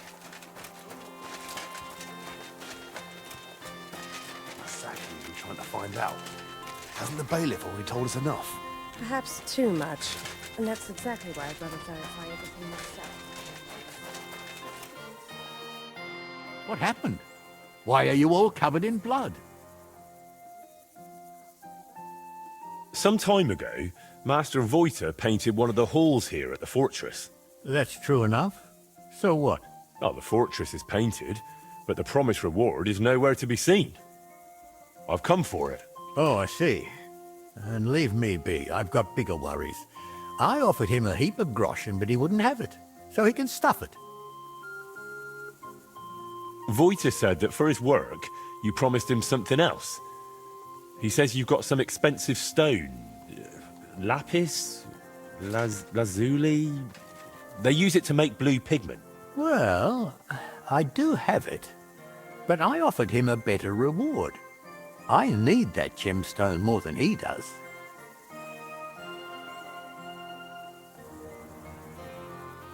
What worries were you talking about? We're building this fortress on Lady Anna of Volstein's commission, and most importantly, at her expense. Master Fabian Kraft is in charge of the construction, but as bailiff, I'm responsible for organizing everything else. But after that tragedy, which cost Lady Anna her life, her acquaintance arrived here, and now she'll be in charge of the construction for the Waldsteins. Her name's Adela, and I need to devote my full attention to her. Why do you need that gemstone so badly? It's a great rarity, and I need to make the biggest impression possible on Lady Adela. And it also brings me luck. The construction, it's not going as well as expected, though Master Fabian says otherwise. Plus, I think I might have a chance with Lady Adela. If you understand me, as one man to another. So how about making an impression on Lady Adela in another way? After all, a noble woman like her must have plenty of precious stones of her own. That's probably true. Adela is always with that guard of hers, Jedlichka. Or by day she sits outside under the willow watching the construction. See? Then forget about some luck hidden in a magic stone and make some grand gesture. Well, I could have something written on the wall. You're from that painter, aren't you? Do you know how to write? I do, but I know how you are with payment. I think I should write what a pinch purse you are instead. Oh, wait, I've got an idea. I'll dazzle Adela with my chivalry. Excuse me, are you a knight or what? Well, not exactly, but I'm a burgher. I've got a sword and armor, and I'm not a bad swordsman. That will surely enchant Adela. We'll do it like this.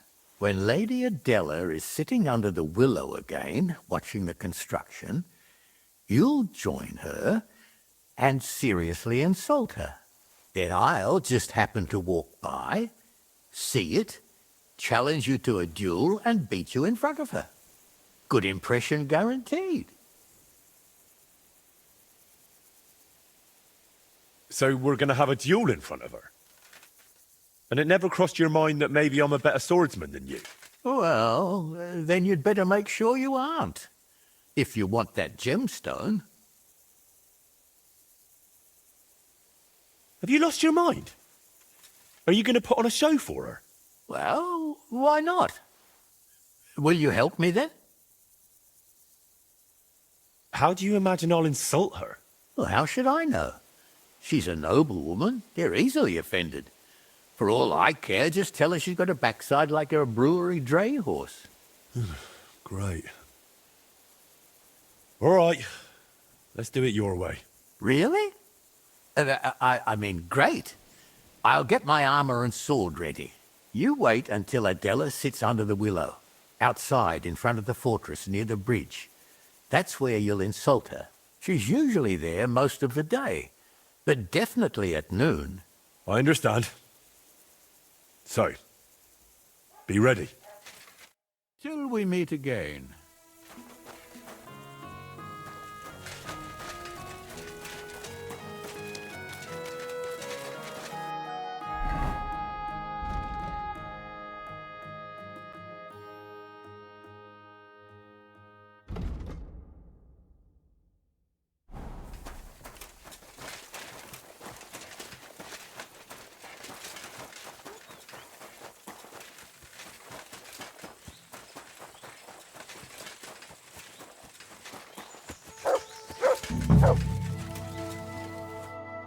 What happened?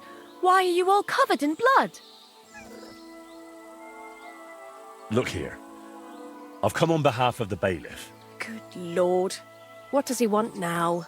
Well, he sent me here to insult you, so he can swoop in, make a big impression by defending you, and beat me in a duel. Holy Virgin Mary Immaculate, that man is driving me mad. It's always something. I came to check on the construction and he won't stop pestering me. Right, you know what? Go ahead. Insult me so that dolt comes running, and once he challenges you, kick his backside so hard he'll run away bowling. If you manage that, I'll pay you well.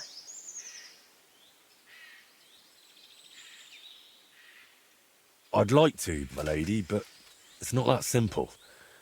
You promised me something in return. I don't care. Whatever it is, you'll have to get it some other way. Right then. We'll show him up so badly, he'll never live it down. I should hope so. Let's get on with it. Excuse me! I have never been so insulted in all my life. How dare you! Hey, what do you think you're doing, you dung grubber? Are you insulting Lady Adela here? Are you all right, my lady? Don't worry, I'll take care of everything. Oh, yes, bailiff. Never in my life have I been so insulted. You must defend my honor like a real man, the kind I've been missing all my life. Yes. Yes, that's me. Have you any last words, you scum?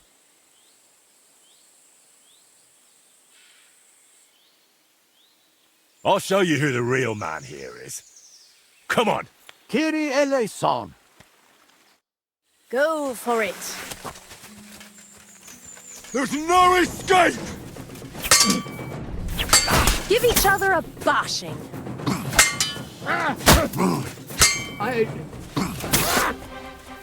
You call that a duel? By God's will, die! Give him what for? Curva. Enough! This wasn't how it was meant to be. Pardon? What did you say?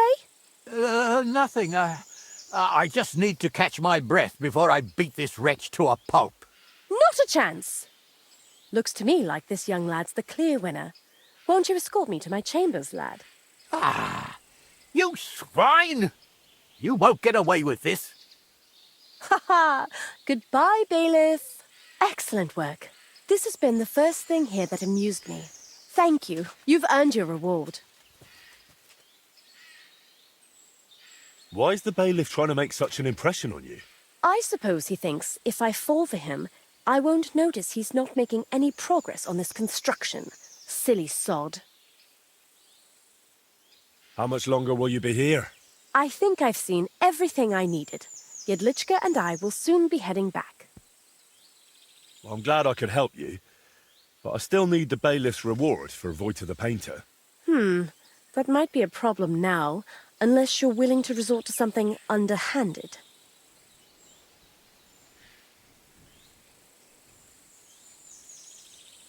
Well, Vojta suggested for this situation that I should improve the painting by writing on it that it wasn't paid for. That'd be embarrassing for the bailiff. I doubt he can even read. If my guard Jedlichka happens to stand in your way, just send him my way. You wouldn't mind? What happens with the painting in the bailiff's chamber is no concern of mine. Well, I'll think of something so Vojta's satisfied. Thank you, my lady. Best of luck.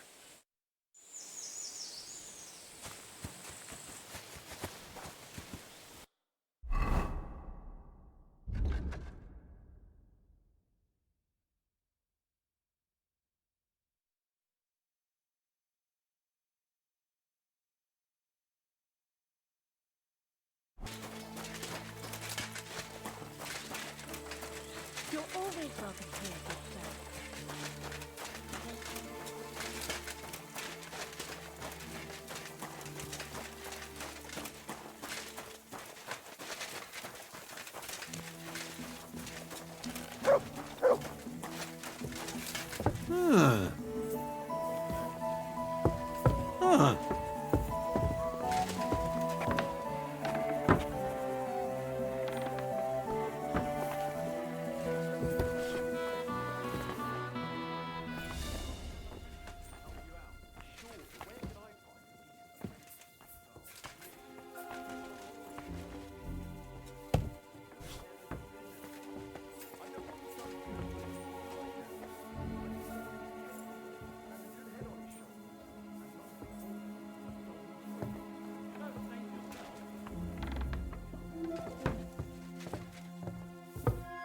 Hey, you're not allowed here. Well, what's it going to be? Listen, I need to improve this painting a bit. And Lady Adela said you wouldn't mind because she's fine with it.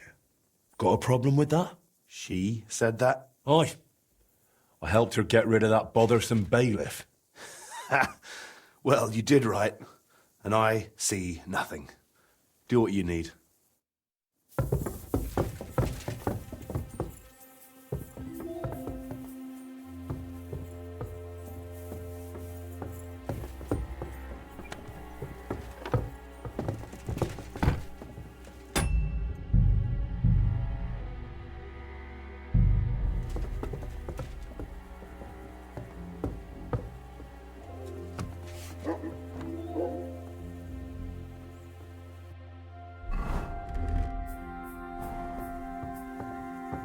Why is it open?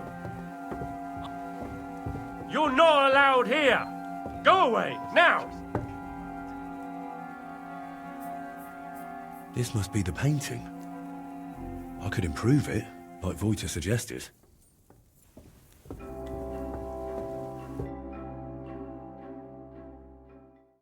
Painted, but not paid for. Leave here, now! I'll try posting about that.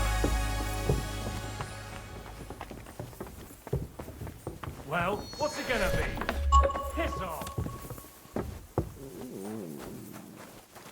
That's it! Next time we don't repeat the room.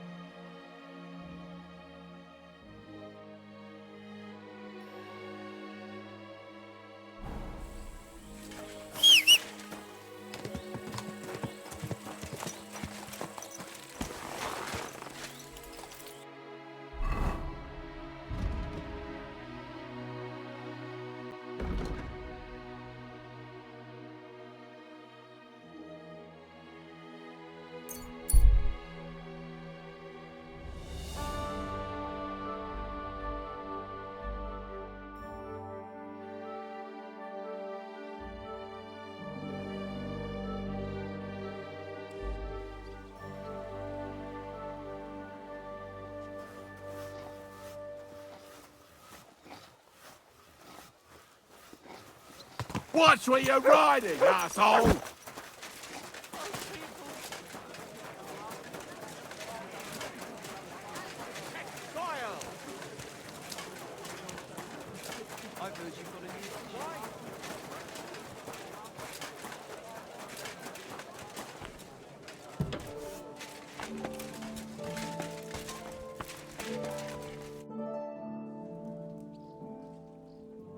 So, I went to Pshitaki and did as you hinted. What? Oh, right. So you improved my painting? I wrote something on the ribbon. Painted, but not paid for. Once someone who can read sees it, there'll be a fine scandal. A worthy signature for a master.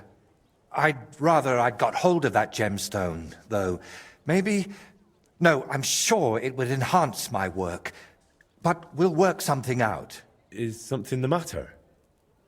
You seem a bit off. What? Me? Oh, no. And thank you, Henry.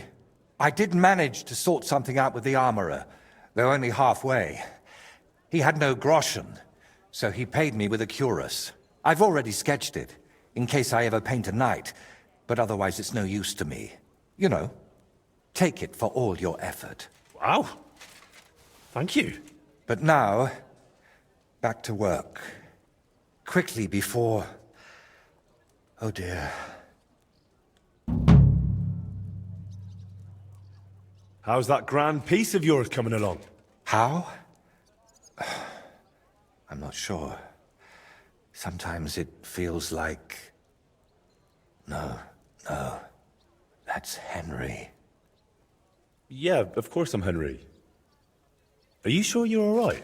Be quiet.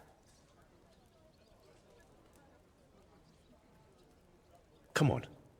What's wrong? Yeah.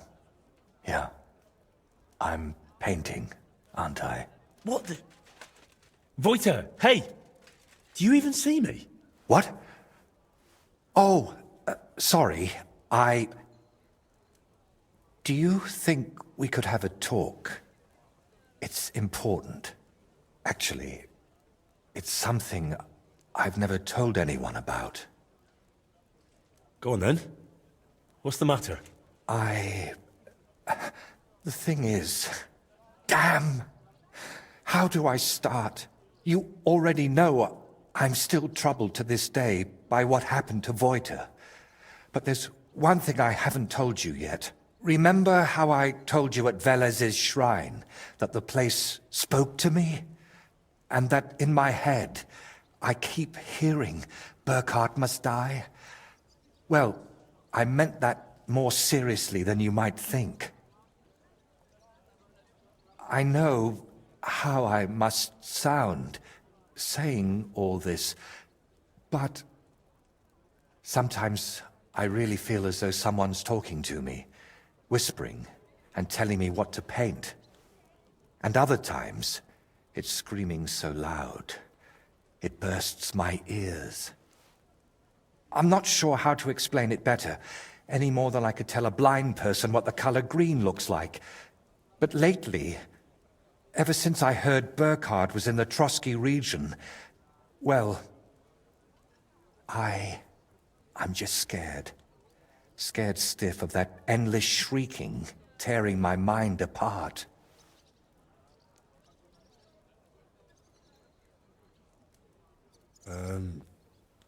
Can nothing be done about it? I was hoping that now Burkhard's dead, it would all just go away. But no, that damn screaming is only getting louder and louder. Couldn't it all be something like a sign from God? Plenty of people have heard voices, haven't they? The Lord spoke to Moses through a burning bush. And what about Abraham? God spoke to him too. You're right there, friend. But my voice sounds different. We all know stories of people the Lord spoke to. But I'm afraid it's someone else who's speaking to me. Someone from down below.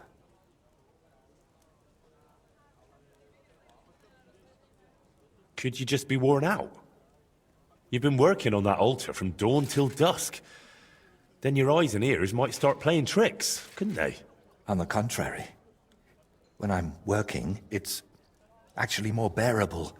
But whenever I stop painting, it comes back. And could I help you with that in some way? Maybe you could. At least for a while. I once told a herbalist I was having nightmares, and he brewed me a vile concoction. When I drink it regularly, and say an Our Father at the same time, it helps me quite a bit. Only now I've run out, and I've neither the time nor the energy to brew more. I thought I had enough left to finish the painting, and then it wouldn't be needed. But I miscalculated. Wouldn't you rather I brew you something I already know how to make? Maybe a decoction of lemon balm and oregano. Used in the right proportions, it can calm a person nicely. And if I add nettles, you'll also sleep better. I bow to your knowledge, but I'm afraid ordinary herbs aren't enough for my troubles. So I can run off and get your medicine from the herbalist, right? He could be anywhere by now. He wasn't the most honest man. That's why I didn't just buy the concoction from him back then, but the recipe as well. Couldn't you take it to some apothecary and have a new batch brewed? Not in these parts. I spent years building a good reputation here. I don't want folk knowing about this. Understand, my problem isn't a sore leg. I can't keep going to any random sawbones. All right. I'll brew that remedy of yours. Or at least have a go. Don't worry. The hardest part is finding all the ingredients. Getting mandrake roots and a river pearl was always a struggle for me, and I don't have the strength for it now. But luckily, you only need one of each. Then you add 2 handfuls of ordinary sage, boil it in some vinegary wine, and it's done. Mandrake? What's that? It's a very strange root. It looks quite like a tiny, chubby man, but it's no laughing matter. It mostly grows in graveyards. Try asking the local gravedigger about it. His name's František. What about the River Pearl? Don't tell me you expect me to pinch some wealthy townswoman's necklace. I wouldn't advise that. Often they're fake. Better go straight to the source. Pearl mussels. They're a kind of clam. There used to be plenty of them in a spot in the stream above Denmark. If you set out from Kuttenberg going south along the stream, you'll come across it. You'll recognize it because there are trees growing in the middle of the stream. But be careful. Pearls are valuable, and that place isn't exactly a secret. There's a good chance you won't be the only one hunting there.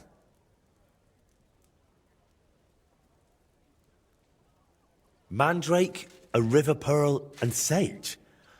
That's pretty wild. What is that concoction actually supposed to do? I was amazed back then too, but that herbalist told me mandrake against evil forces, pearl for a clear head, sage for enduring health. I still don't understand a thing about it, but it worked, so I stopped bothering about it. All right, I'll manage somehow. Try to get some rest while I fetch that mandrake brew for you.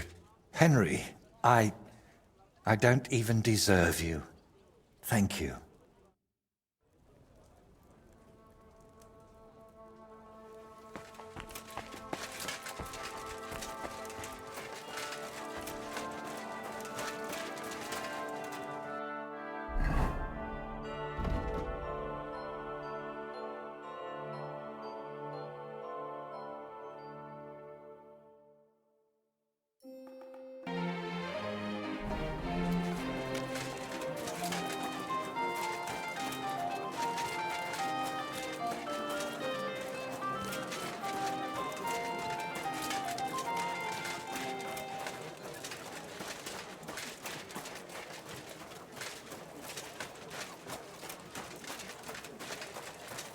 You have a kind master, eh?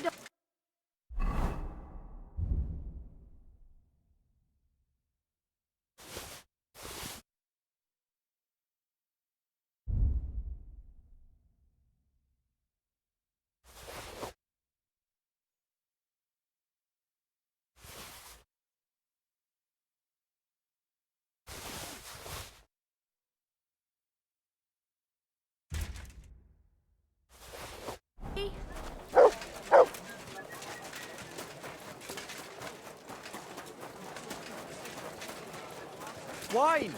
Try some wine from the Kuttenberg vineyard!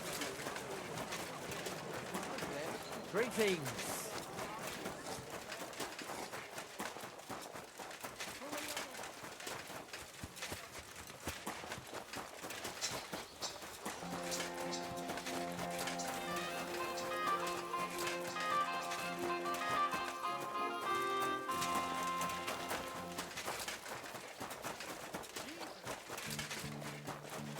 At your service, sir.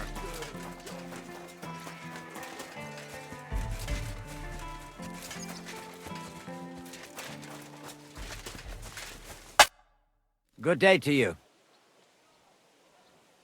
I've come to ask a favour. I'm after some mandrake root. Now, this is quite a coincidence. You came along at just the right time for me. But not to smack me round the head this time. I need to teach a few people a proper lesson. If you help me, we can talk about that mandrake of yours. What do you say? All right, out with it. What do you need help with? There's a gang of thieving scoundrels skulking around here. They keep breaking into the mortuary, and I'm afraid they'll soon start disturbing the departed underground as well. And they're not even after valuables like normal thieves. These filthy swine cut off ears, yank out teeth, shear off hair, and once they even... No, I won't say that out loud. And how am I supposed to help? How? We'll punch their faces in together, so next time they'll think twice about disturbing my dearly departed. I'm not about to bother the town guard with this, am I? I see. And do you know where these thieves are? No, but that doesn't matter. They come night after night, so if we lie in wait, they'll definitely show up. Why exactly would they steal such things? Why do you think? They sell them as amulets. No one's ever offered you a maiden spray to put under your pillow so you'll sleep better? Don't tell me you can't sort them out on your own. Maybe I could, but I like a fair fight. 3 against 1 is just too risky. All right then, we'll deal with your thieves. But I want the mandrake afterward. Got it? If we pull it off, you'll get all the mandrake you can carry. Now come on, let's warm up a bit and wait for those wretches.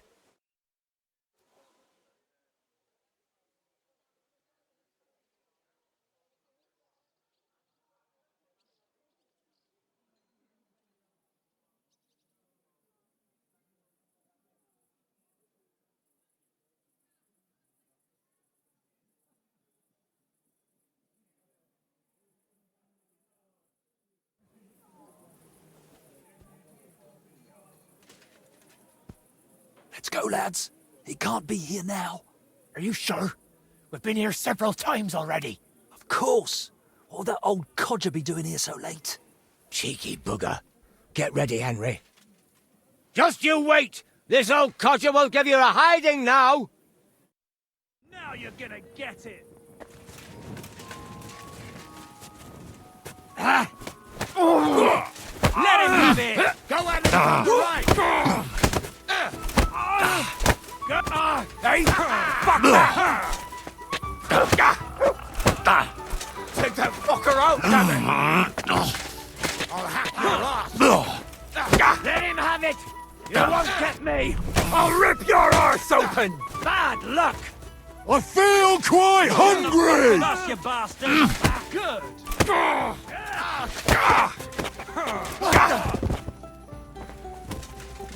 Come on, then!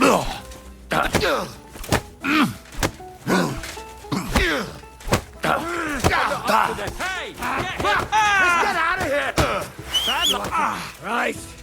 That was some butchery. No! I don't want to die!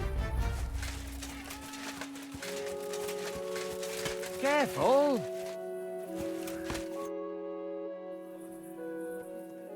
We gave them a good thrashing. That was something. I'd say so. They won't be showing their faces again here anytime soon. Here, take this key to the chest where I keep the mandrake root. You've earned it. You'll find it in my cottage larder. It's right behind the mortuary, but the entrance is on the next street over.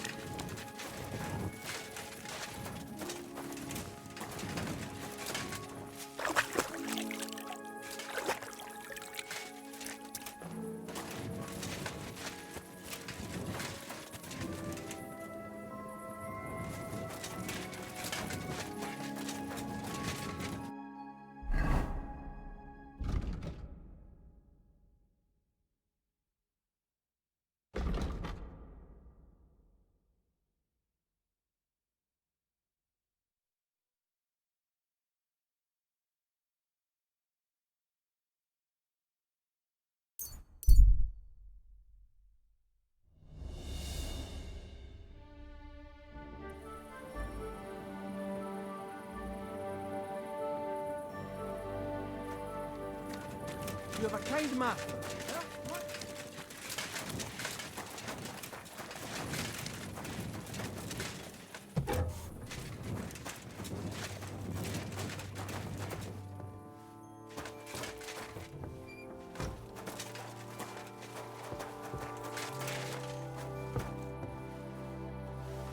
I apologise.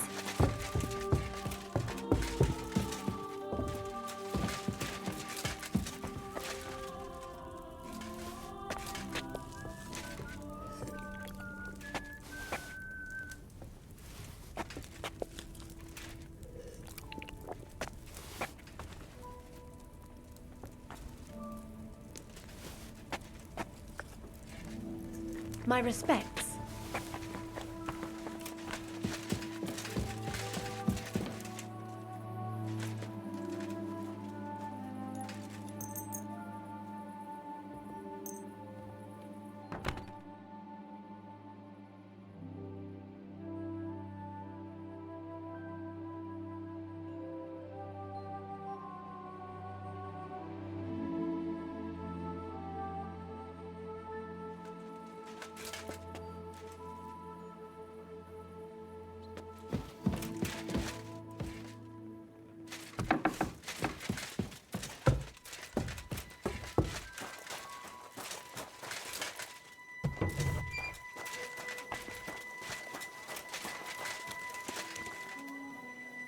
Look what I have for you.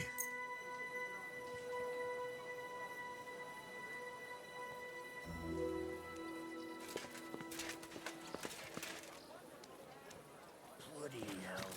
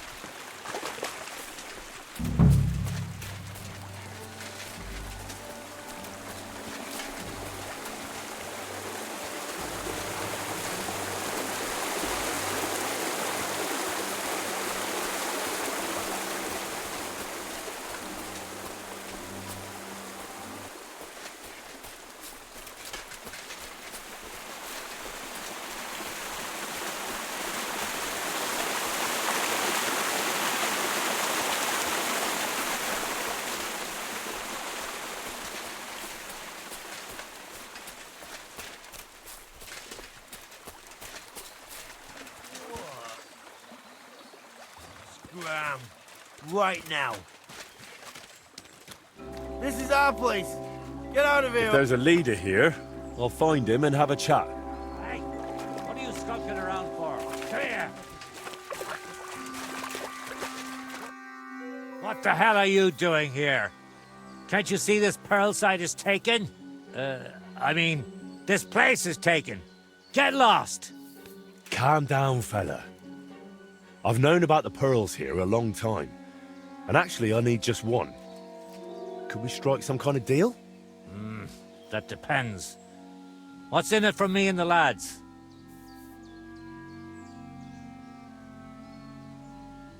Let's stay calm, yeah? It's not like we need to fight over a single pearl when the stream's probably full of them, right? Well, all right. Go and find one, then clear off. Got it? Or you know what? I could just sell you one pearl. How about it?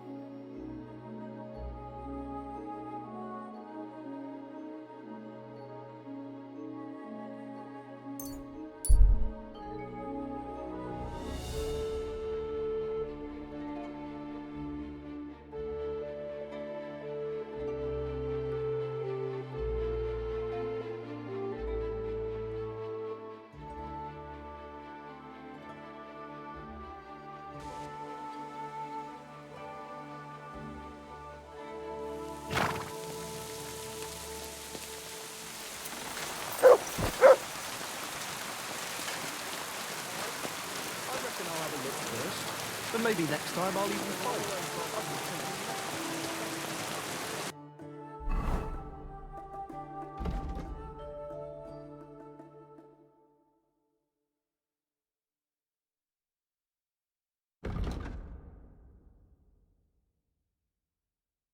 I've learned quite a bit.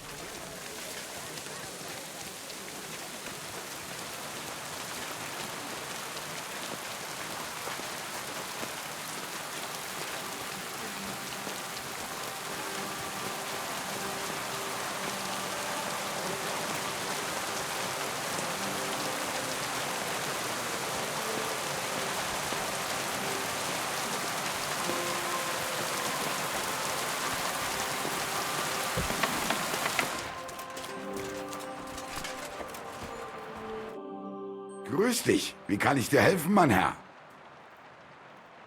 What do you have for sale?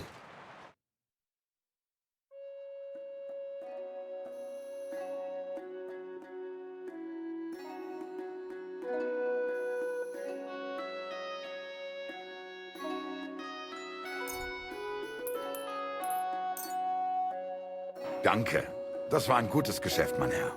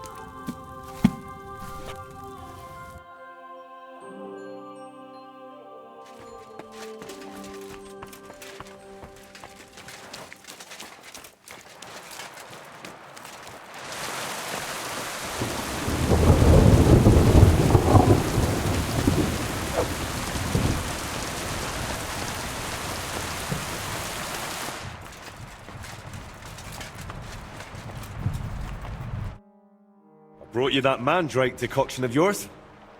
What'd you say?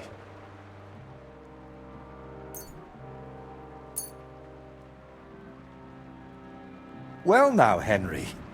Last time I saw it this beautifully clear was from that herbalist. Mine always turned cloudy. And it doesn't even stink. Well, hopefully it'll cure you. It won't happen, I'm afraid. This brew is like the liquor you'd share with a friend you've fallen out with. It smooths things over for a while, then the hangover comes. Unfortunately, I have nothing better. How exactly does that voice of yours sound? What does it actually say? It mostly wants me to paint, as much as possible. Sometimes it even gives me tips. But other times, sometimes it blames me for what happened to Voita. What I did, what I didn't do. Everything that's gone wrong from that moment until now. And actually, I feel it sounds like Voita. As if the devil stole his voice just to torment me. But let's not speak of it anymore, please. I'd like to drink that decoction of yours and get back to work. Have you ever tried dealing with that voice in some other way? Of course I have. I went to a priest, a sorcerer, a soothsayer, and a beggar who fancied himself as some sort of wizard. But I never dared tell any of them as much as I've told you. I also ate every herb I could find, drank every concoction, inhaled powders, and had leeches applied to my legs. The last thing left on my list is to have a hole drilled in my head. Maybe then that voice would fly out. I'm still surprised you told me so openly. As I said, I trust you more than most. We've seen plenty of strange things together. And you never ran off or went to fetch the Inquisitor. Well, come to think of it, there might be a decent reward in that. But you wouldn't enjoy it for long, believe me. I'd cast some spell on you. Right.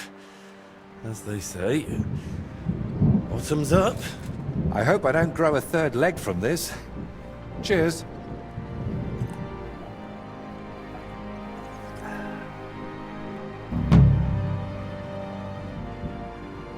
So, did that decoction work for you? We'll have to wait and see. It takes time to take effect. In the meantime, I suppose I ought to get back to work, right? I really don't feel like it. But I've only got St. Vitus's face left, plus a few little details. And someone needs to put it all together. My paintings are only one part of it. And what other parts, besides your painting, does this altar have? Aside from the shrine itself, mostly wooden figurines. Which reminds me, Plunk the carpenter who's making all of those should have finished long ago. I'll have to check in on him once I'm feeling a bit better. Where are these carpenters you're working with from? They've got a workshop right here in town. I hope that would speed things up, but I might have been wrong. They're always behind schedule. If you're still not feeling well, I can go and see those carpenters for you. Oh, I'd be really grateful. Tell Master Plonk I sent you personally. He'll listen to that. Plank the carpenter, eh? And where can I find him? His workshop's just a short way from here. Go to the fountain, then head for the city gate. You'll see it on your left.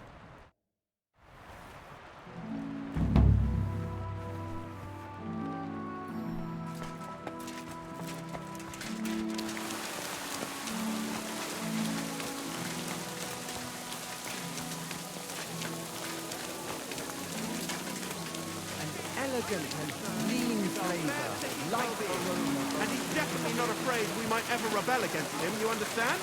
And why would we? Of course.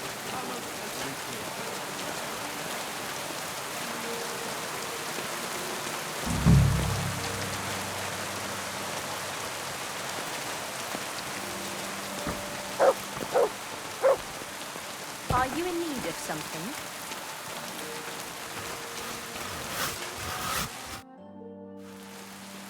Good day, Master. I'm Henry. Master Voita sent me to ask how those figurines for the Sedlet's altar are coming along. Yeah, the figurines. Tell him I'll send them soon, but I'm up to my ears in work right now. Nothing for weeks, and all of a sudden everyone's gone mad, wanting everything done all at once. Oh? Then I'll help you. Just tell me where the figurines are, and I'll take them to Voita myself. You're a bit impatient, aren't you? Didn't I just say soon, not right now?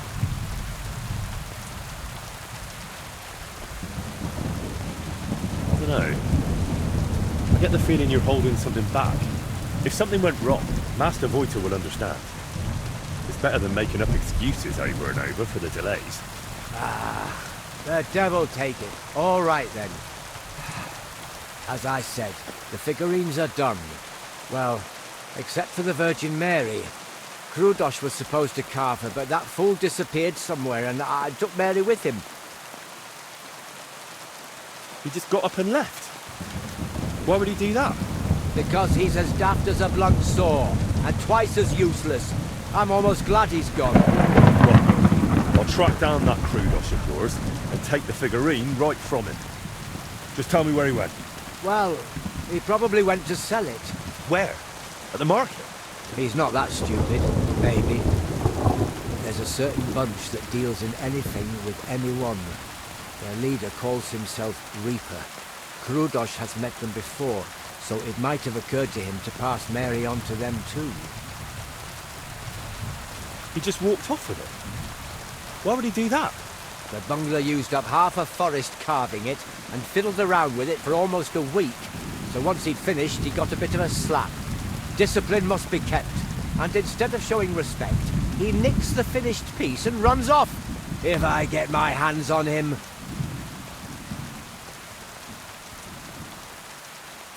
How do you even know about that gang?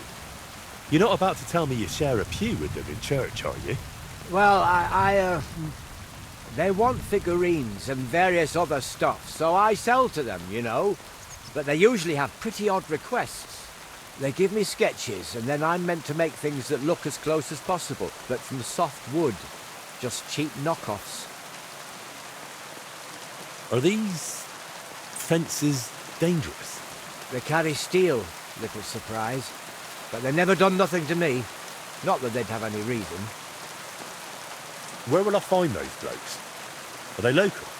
I don't know where they bed down, but we've got a spot arranged where we meet if I have goods for them. You know Zimberg, that ruin? It's south of there. Let's not go right up to it. Skirt around along the road to Malashov via the ford to the west. After a while the road forks, so go left. Then once it merges again, go left again into the woods to the south. There's a battered old house there. You'll see it from the road. If you're lucky, you'll find Krudosh there with them. If not, they might at least tell you which way he went next. So, these fellas buy cheap knockoffs and lug loads of weapons around. You're doing business with some thieving gang, eh? They spot something valuable, pinch it, and replace it with some rubbish from you so no one notices. That's what you say, not me. And between us, that master of yours, Voita, is one hell of a strange bloke too. It's the pot calling the kettle black. Fine. I'll check out that broken down shack. If I find Krudosh, I'll send him back your way. No chance. If he wanted to run off into the wide world, let him. I've already got another apprentice in mind, and God willing, he won't be half as dim.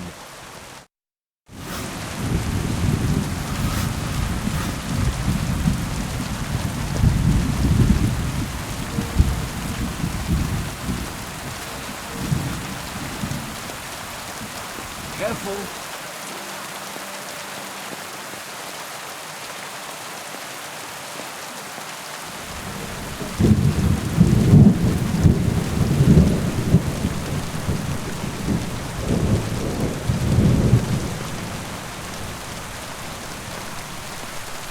I'm sorry.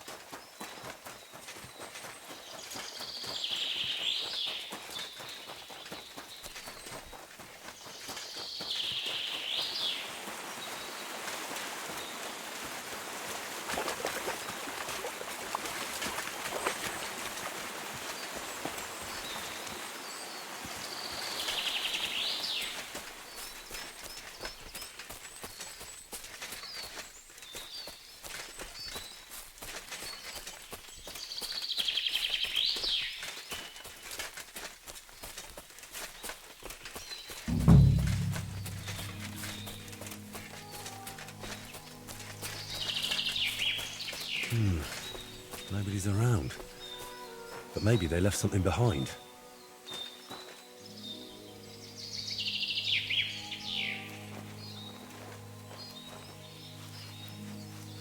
Might Krudos have left it here?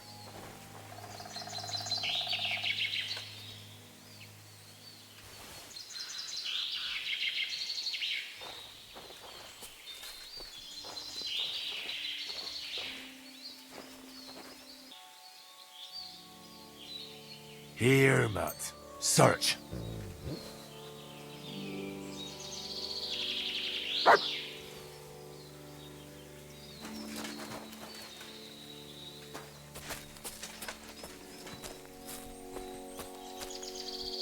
Blood. Could they have fought amongst themselves?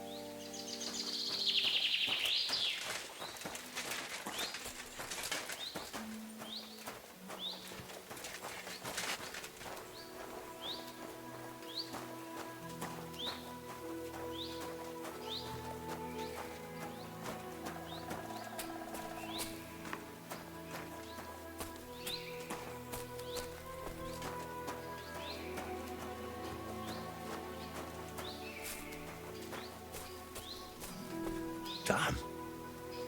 I hope Krudos is still alive.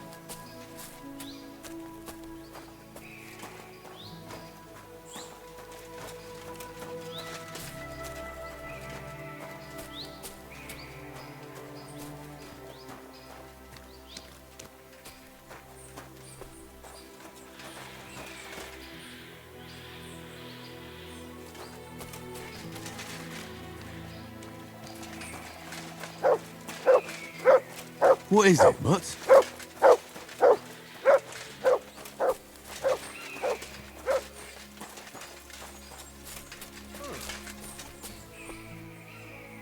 That's probably Krudosh.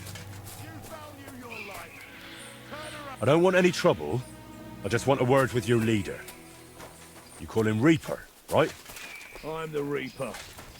What the fuck do you want?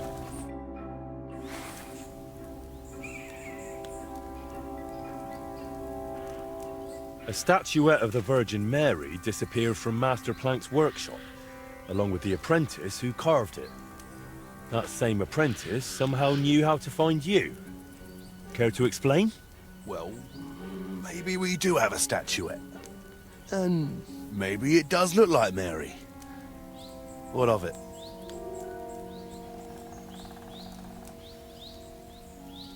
A painter from Kuttenberg ordered that statuette. It's meant for the monastery in Sedlets. Well, now it's ours. If he wants it, he can come here for it. We'll gladly welcome him. And his groschen. I'd like to buy that statuette from you. Yeah, why not? That could be arranged. But that's master craftsmanship. It won't come cheap. Have you got the coin? Will this be enough? Yeah, indeed it will, sir. At your service. You won't regret it. Why have you got that poor sod tied to a tree? What the fuck is it to you? I'm his friend. Can't you let him go? We won't cause you any trouble. He's not going anywhere. He's joined us. Completely voluntarily, eh? Aye. And don't worry, we'll look after him. If he cooperates. What if I brought him for you? Like a hostage? Whoa now. I sold you the statuette, sure. But that fella's worth his weight in gold. You probably haven't got that kind of coin. Or have you? You're right. I don't have that much. If you don't want any trouble, let him go this instant. What are you trying to pull? He's ours.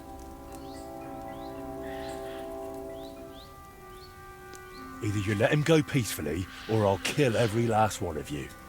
And I have no problem doing it alone. More foes just mean more targets.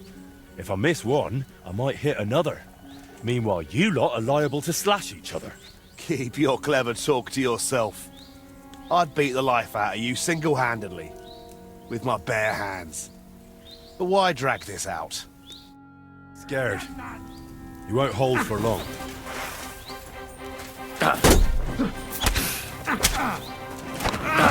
Fuck her out!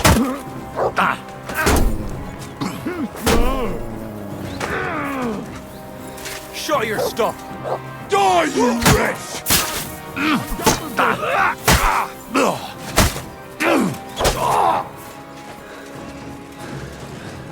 You wanna try For glory and carnage, die!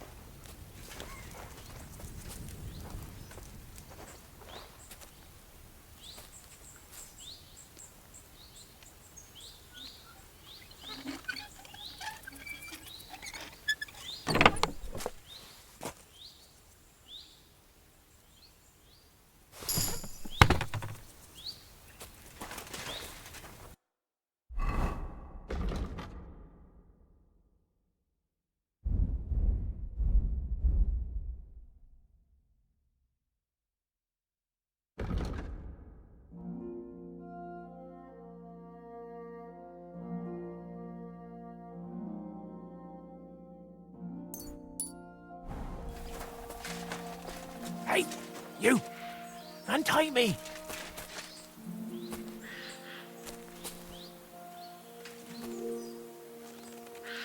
Phew. Let's get out of here. I'll wait for you up the road. Well, not yet. We're not far enough away.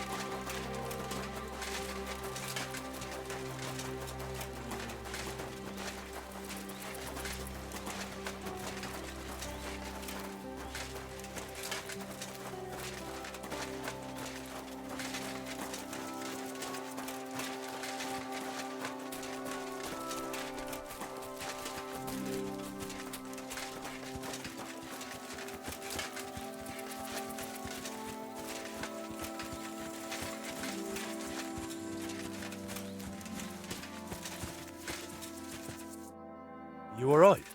I am now. Don't know how you got here, but thanks. Never been smacked like that. Not even by Plank. He's the one who sent me after you. And why? Don't worry. I won't thrash you like he does. But you could use a bit of discipline. What were you thinking, coming here alone? Well, I just thought I'd earn a little extra coin, that's all. Why did you steal that statuette? For a lass, actually. I sort of modelled this Mary after her. Well, she's really lovely. But I still don't see why you had to pinch it. Well, Steelow, who's apprenticing with me, was said I should buy the lass something nice. That's what they go for. I could barely afford a beer. So I thought I'd try my luck with these fences. Plank does the same from time to time. And what would you do then? After all, Plank knows what you did. Well, I didn't think that far ahead. Tell me about that lass you fancy. She's awfully pretty and kind, but she might not be too bright. She got some fool to furnish her old house for her. Something's always breaking in it. Poor Steelow goes over to fix everything and always comes back battered. I told him I'd go next time, but he's too nice and won't let me. Oh. And how often does he go round to repair her furniture? A few times a week, or sometimes even more often.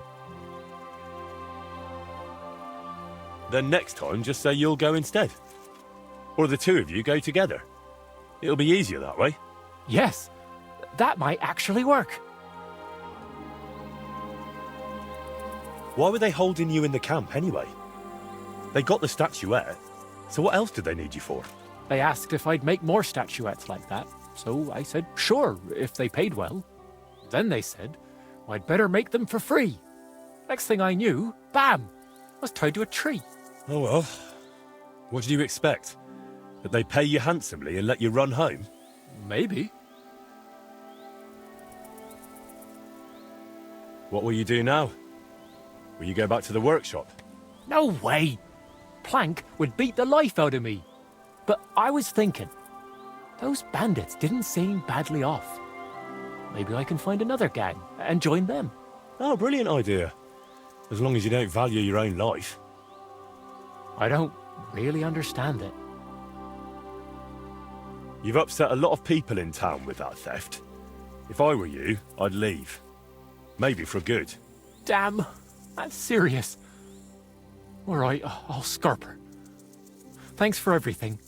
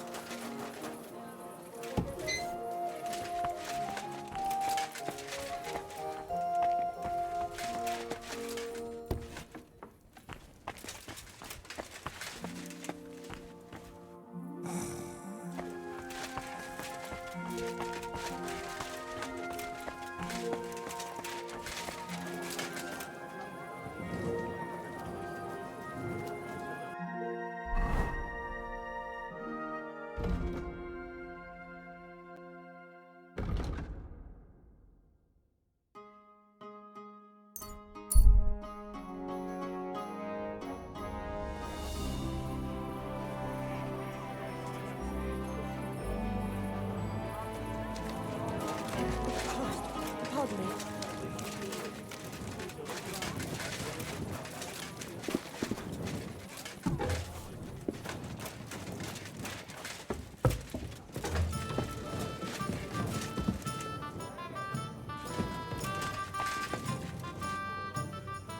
Did you see the hole by the front gate?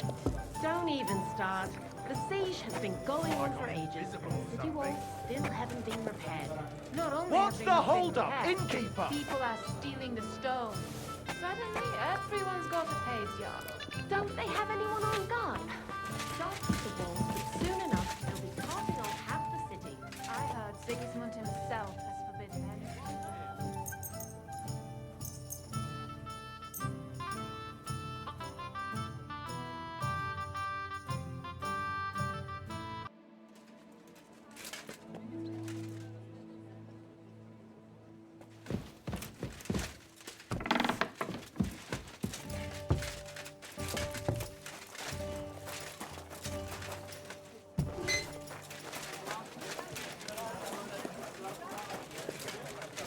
I'm always glad to see polite people like you.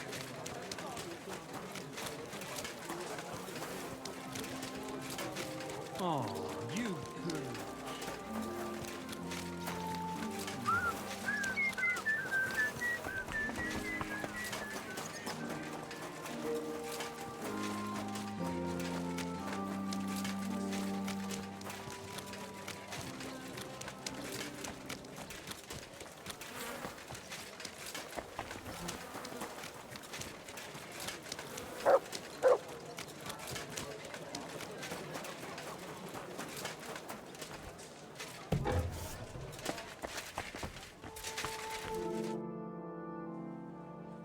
I brought you the final statuette for the altar.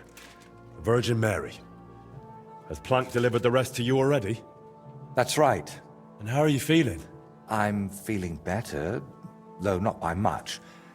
Mostly thanks to that potion you gave me. I'm glad to hear it. I tried my best to brew it well.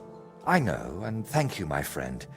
You've always been there for me, watching what I do and judging me.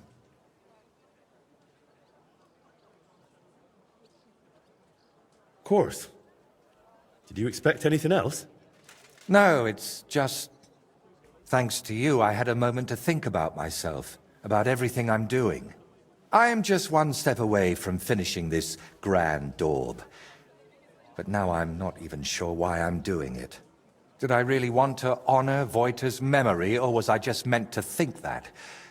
What if it's not my own idea, but something that skull planted in me? What if it was put into my head by... the devil?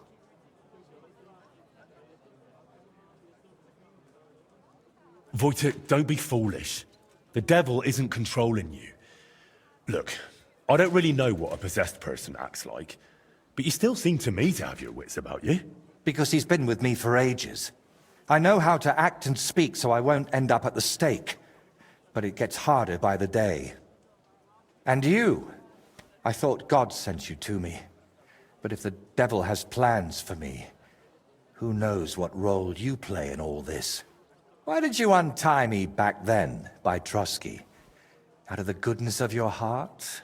Or were you hoping an old man in trouble might pay you back somehow?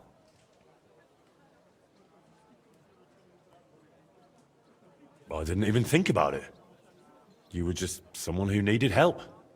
And then you went looking for my things, even though the whole mess was really my own doing. You should have left me there at that tree. Maybe the Lord would have taken me to him then, but now, after all this, one trial after another, and I fucked them all up. A good Christian doesn't bow to idols or spawn infernal beasts. I drove out one devil with another, and pulled you into it too.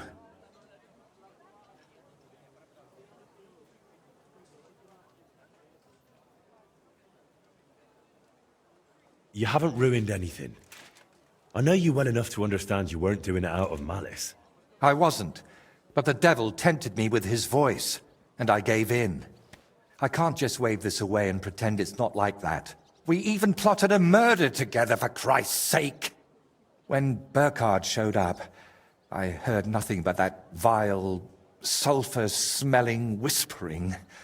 I wanted that man dead, and those down below were delighted. But it solved nothing. I only pray that the lads and his gang find a better path in life.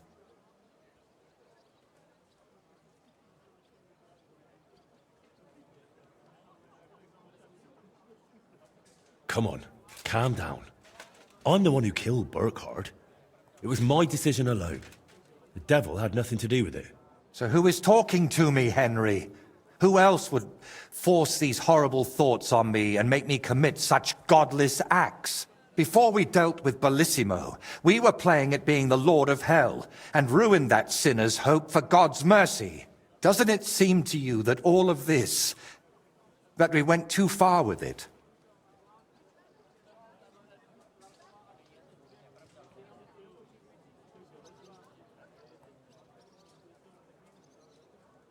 You needed help, so I helped you. That's a virtue, not a sin. I hope God saw your intentions. And that the end really does justify the means. Didn't you say you hated that saying? And yet I clung to it, didn't I? I always chased noble goals, and it never turned out well. You know full well how it went with Voita. Everyone unlucky enough to cross my path ended up dead, insane, or at least forsaken by God. Honestly, I don't understand why you're still here.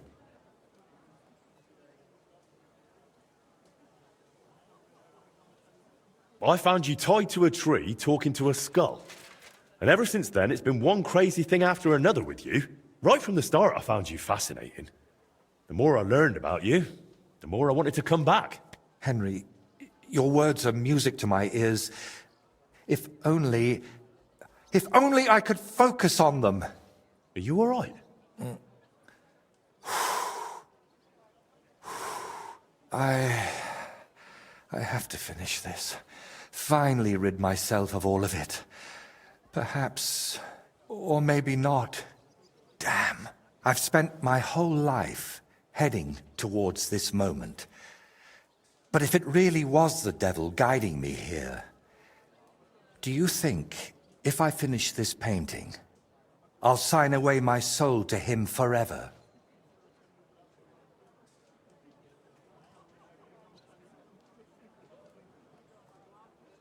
Well, you got this far through your own effort and talent, not some curse. Look at this splendor. The devil can't create anything, only destroy. That's exactly what I'm talking about. He's destroying me, so I'll create in his stead. Did you do all those things with evil intent? I don't think so. It was out of love. For your craft, your dear ones, for the world. Maybe you're right. Out of love for my neighbor. Not for myself. See? And if the devil tries to tempt you again, I'll handle him myself. I hope you won't have to go all the way to hell for that. But how would you even get there? You, who were sent to me from heaven. Thank you, Henry. Go and fetch the people from the monastery. I'll finish it meanwhile, whatever may befall.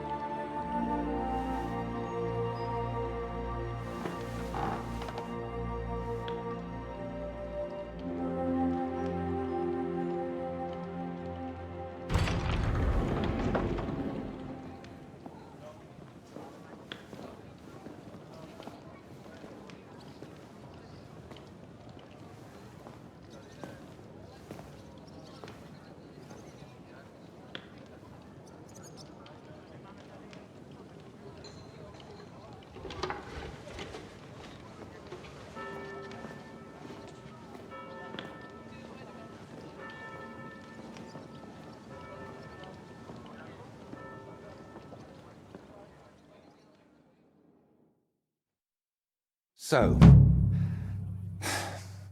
that's that. How'd you feel? It's strange. I was afraid nothing would change, like it was with Burkhard that time. But I feel differently now, and it's all thanks to you. You stayed with me until the end, and I realized God's still giving me a chance. I know it won't bring Voita back, but I wanted to achieve something in his name. As if like giving him more years in this world. And it worked. And what about your head? Do you still hear the voice? It's gone quiet. I still sense something there, somewhere, deep down, but it's silent. Well, let's hope it stays that way. And remember what I said. If it shows up, it'll have to deal with me.